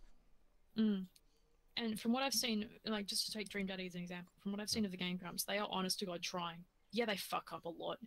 That's because they are, you know, what, the two main Game Grumps, Dan and Aaron, as far as I'm aware, they are both two straight dudes, and they do not have the total scope of experience, but they're trying their goddamn best, and they will listen to you. They have listened more than JonTron has as far as valid critiques of what they've done, and they've listened when people say, hey, that wasn't okay to say, and they go, oh, okay, let me know why. They have been making a lot of efforts. So I have on good authority we come back to the spirit of them, it. The idea of the spirit of how things are created. Anyway, I'm now mad. I was happy talking about Overwatch, but I don't like that one phantom Twitter account. If you find it, Xander, let me know, and I would like to see the thought process of this very broken, very low self-esteem individual that thinks it's okay to take both sides of an argument. Yeah. Because you're not allowed to do that. Because if you take both sides of an argument, you are arguing for the sake of arguing, not for the sake of conversation. And that is shitty, and I don't like it. My biggest issue is the same people that criticize indie devs not doing a good enough job are the same people that criticize AAA devs, because I've seen it. And it's like, you know, what do you want? At that point, the only thing I can say to you is make your own fucking thing then, because if you are going to just shit all over everything that tries to do a good job, because it hasn't done it perfect, and you're just sitting on your butt just criticizing, what is left? What is left for you? You know? You have to then go and make your own thing. And I know people don't like the whole, if you don't like it, make your own thing. But if all you're ever going to do is criticize things, even if they're trying so hard and they've done so much, if they just don't quite get it right, or if there's one major thing wrong with them, it's kind of like, for fuck's sake, what kind of a future, like, how is this going to work? You know, people are going to go, all right, I shouldn't have done that. I shouldn't have tried to make something good because I just did it wrong. So I'll never make anything progressive ever again. You know? I think, like, so at the end of the day, pick a side. Yeah. Support what you like. Ignore what you don't. Yeah, and ignore people that are heavily criticizing indie devs. If you think an indie dev has done a good job at something, and if you think people are getting mad over a petty issue, like, let's say there's let's say a game comes out, and then a month later, one of the voice actors turns out they did something controversial. Support the game, but recognize the fact that there's a shitty voice actor in it. But don't say that you're supporting that. You're not supporting the voice actor by supporting that game. You're going, look, you know, obviously they did something after, and they made a mistake, and, you know, maybe they're a bad person now. Maybe they didn't want to apologize for it. But you're supporting the game. You're not supporting that voice actor. And make that clear. Like, I've supported, like, all media is going to be problematic. And I look, this is a problem I have with Tumblr, and why I've tried to move myself away from that fucking website. It's because no one Tumblr, I think Tumblr is very much, I think, part of the issue. Yeah. I'm afraid. Justin just turned around and said to me, next week on Political Sift. This is less about political and more about, if you like the things, if you like creative projects, I'm say this constantly, I'm going to put this on a fucking soundboard. If you like it, support it. If you don't like it, ignore it. Yeah. Doesn't matter what anybody else says. Yeah, and I'm so tired of seeing people that hyper-criticize Blizzard and they hyper-criticize indie devs that are trying to do a good job. And it's like, you know, these two groups aren't mutually exclusive. But if you, you know, don't the like people it, that made Dream Daddy, they were honestly doing that from a good place. Yeah, there was some weird shit with one of the characters being a cult leader, but they canned that, and I'm sure they canned that. The But you can exact same see reasons that- why people are criticizing that being a potential part of the game. They got rid of it for the final release because they recognized that it was wrong. Yeah. And I'm not on, I can't speak about this to extreme authority, but what I can tell you But is like- they did make a good game, and I think they should be recognized for that. Anyway, that's but my like spiel. Xander, you're doing the. If you don't like what Overwatch is doing, you're doing the. You're doing. I'm very proud of you, because if you don't like what Overwatch is doing, you should absolutely not support it, and don't give them any more money. And definitely, you should try and get your refund back. I think you posted something about getting a refund earlier. You should try and get it back. If you don't, try and do if that. you don't Yeah. like, if you don't like what they're doing, Mm. get it out of your life. Don't even Yeah. Don't play the game, because they will. Don't play the game, You know, your yeah. hours count. You know.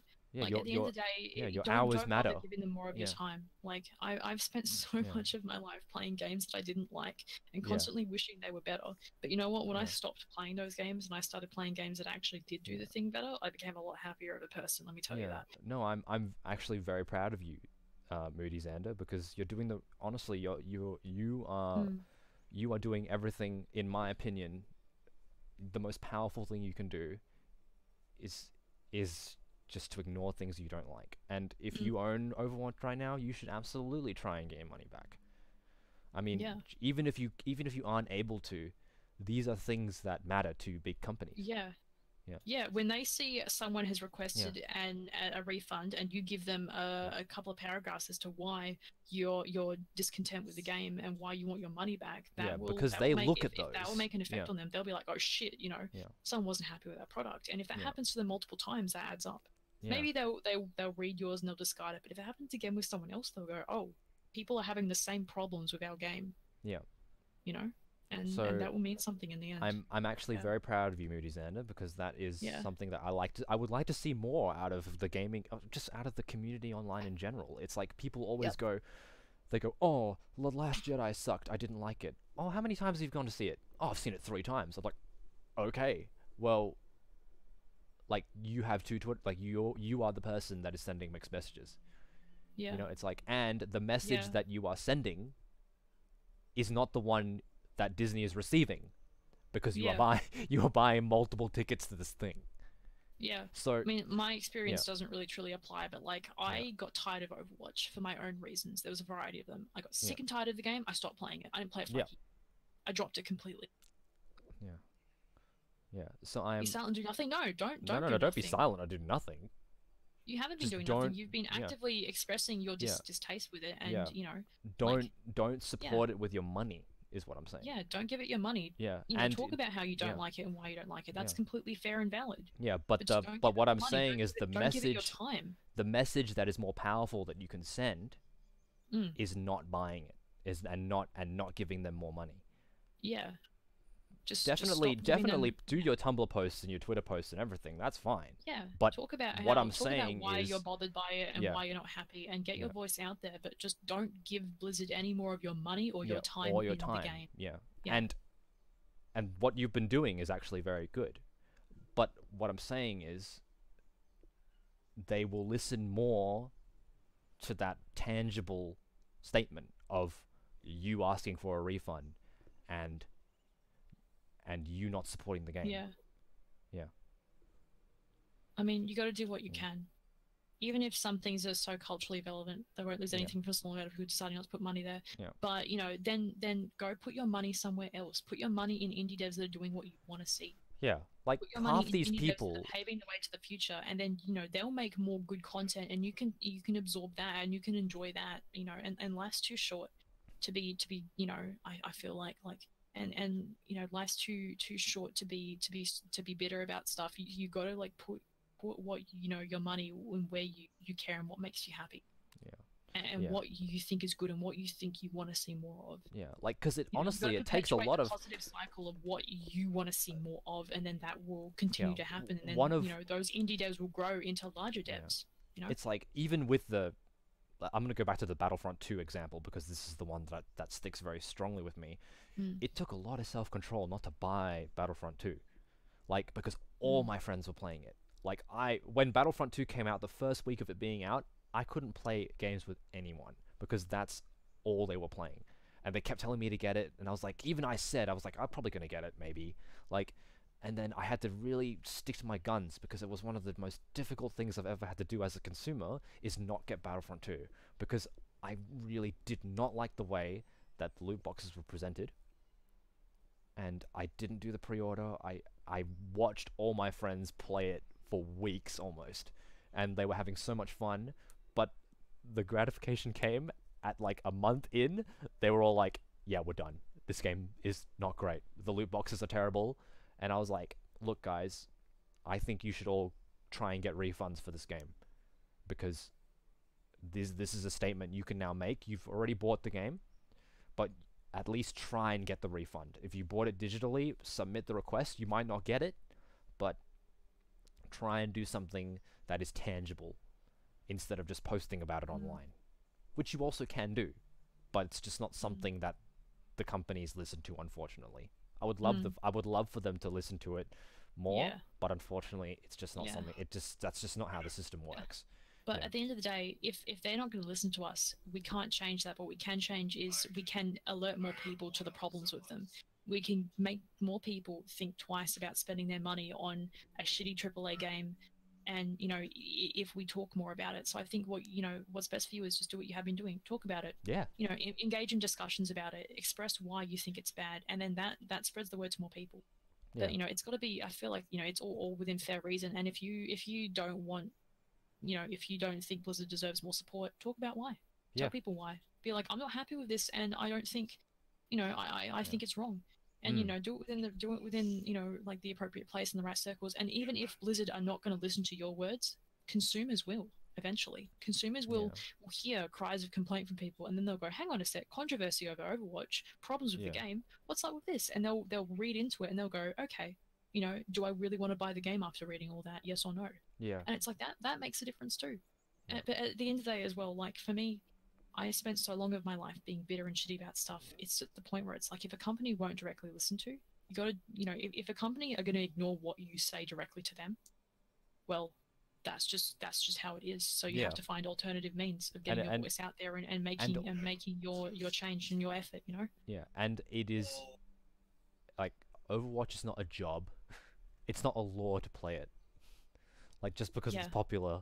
So, like, I understand the feeling of it being fun and you wanting more from it, but you know, it's like, it's just shit. Just be unfair like that, and that doesn't make it okay. Yeah, but and this, you've got to do what you can to you know, encourage change. Yeah.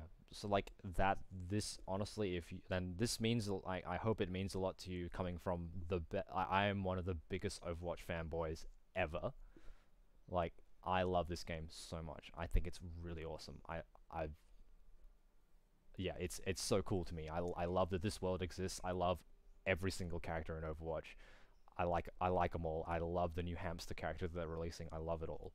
But if you don't like it, and you seem pretty passionate about it, you should absolutely not support it.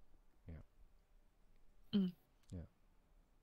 Speaking of gameplay and game design, what's this? Oh yeah. I kind of want to wrap up the Overwatch political discussions because I also want to wrap it do up. some stuff. Yeah. So we'll address this one more thing, and I will give us exactly 2 minutes to address it, and then I'm going to end it. Yeah. Gotta wait for the stream lag to catch up. Yeah. But it's less about. My point is not about Overwatch. My point is about, as a consumer, how your decisions affect what is made. Well, that's the thing. At the end of the day, with games like that, you know, people are going to like what they like. And all media is inherently going to be problematic in some way or another. I don't think David Cage is a great person. I don't think he's a great writer. And I don't think Detroit Become Human should get as much praise as it does. But, like, you know, what can one person do about that? Yeah. Nothing. You have to accept that, like, to a certain degree, you can't make change sometimes. But you can only do what you can do, and that is still valid and important, and that will eventually have a group effect. You go band with the people that also don't like Detroit.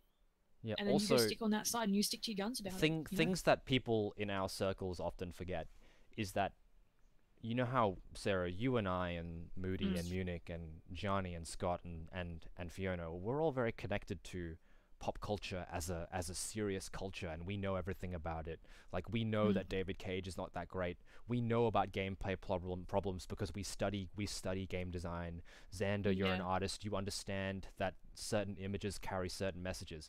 But you have to remember that, as educated about this topic as we are, the majority of the world, I'm talking 98% of the world, is actually not there yet, and might never will be. And they don't really know that David Cage is a shitty guy, and they don't really know about bad game design.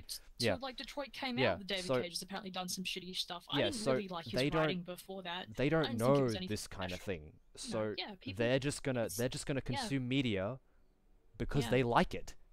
You know, like it, and there's nothing wrong with that.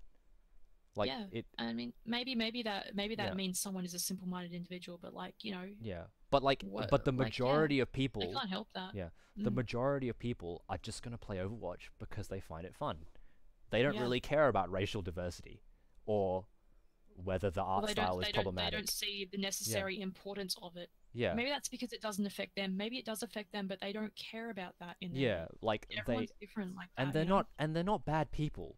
They're not bad people, but you do need to remember. They just don't want that in a video game. They just want to play a fun video game, and they want to focus on that in areas of life that it affects potentially more strongly, like inter-country relations and stuff. Yeah. At the end of the day, I think two countries arguing is more important than whether there's diversity in a video game. You know, on the grand scale of things. And like, countries taking pot shots at each other is much more terrifying and real, and has a much larger ripple effect than whether there's a black character in Overwatch, for example. If there's only ever white characters, it's like. But like the people supporting Detroit Become Human, they're not doing it.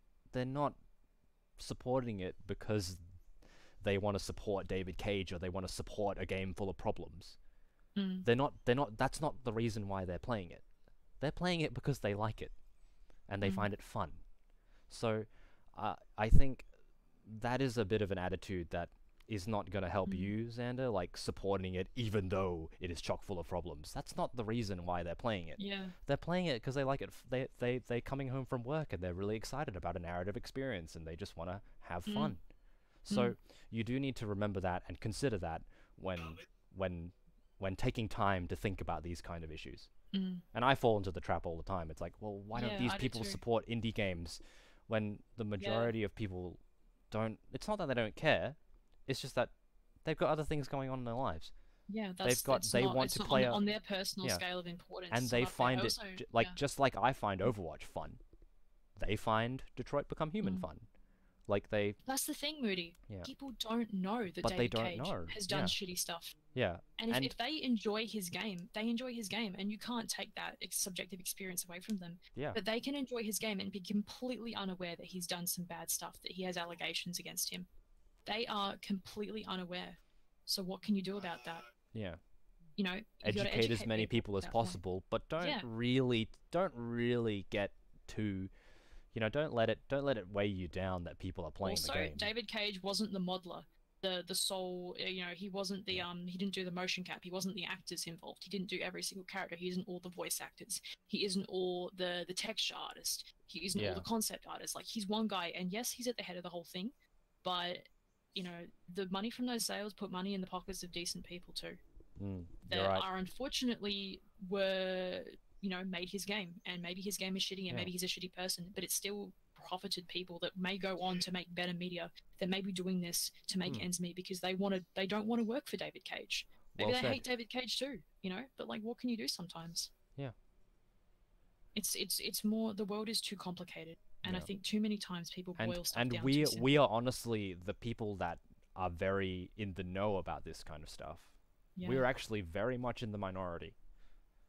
Yeah. Like, and honestly, like, it affects, like, these kind of thoughts only really affect us. They don't really, like, the reason why we make a podcast, for example, is to shine light on indie titles. Because we think that we would like to help people to be more like us. So, if you would like people to be more aware about David Cage, create something. But more importantly, Yeah. don't buy Detroit Become Human. Yeah. Yeah. I don't believe that there's nothing that you can do, and I do believe that you still you should do something. I know it's easy to get fall into the trap of I can't change anything, so why should I bother? But you know, I feel like you have to, at the end of the day, even if the only thing that you can do is keep yourself happy, that's something for you, and you need to keep that in mind. And even if we don't have any power and we can't fix the world, you have your own life and you have your own happiness, and you need to do something about that at very least. And Not if that at the is, expense of don't, yourself. and you know, and I think sometimes taking a step back away from these things is important and can be healthy too. I know it's important to care about stuff. Trust me, I care so much. But to a certain degree, if I have no power over a situation, there's nothing I can do about that. So I have to just take a step back at that point and go, I can't control any of this. There's nothing I can do about this. So what can I control? What do I have power over? And at the end of the day, there's one thing that you will always have power over to some degree, and that is at least your happiness and your experience and what media you can consume. So consume the media that makes you happy, that you enjoy, that you want to see more of. And if it bothers you a lot, and if you from moral reasons, for your own personal reasons, cannot stand supporting media that has problems that you think are reprehensible, then just fuck that media for you at least. You know? Well said, Sarah. And yeah, I think after that, it's a tricky place. no, you summarized it really well in that sentence. I think more articulately than I have. And I think it's time to end. Thank you very much for joining us, Moody. Thanks, guys. Man, one of these streams we're gonna not end up on this on a somber topic, but yeah, one of these days. I think for that we need to play something else. But thank you for joining us on Overwatch. All the 5 people that were here the whole time. Love it. Oh, 6 people. The next time we go live will be this Thursday. I believe we're changing it up, so there'll be no episode this Thursday. We're doing a Pixels of Plays, and then the following week will be episode 100, and Johnny will come back, and oh my God, Sarah will be here, and the whole team will be here. So we need to get a bigger studio. We do. Yeah. So we'll be talking to somebody. Might be just us. Who knows? Goodbye. And if you don't like something, don't support it. See ya. Be happy. Like that talking fish. Yeah.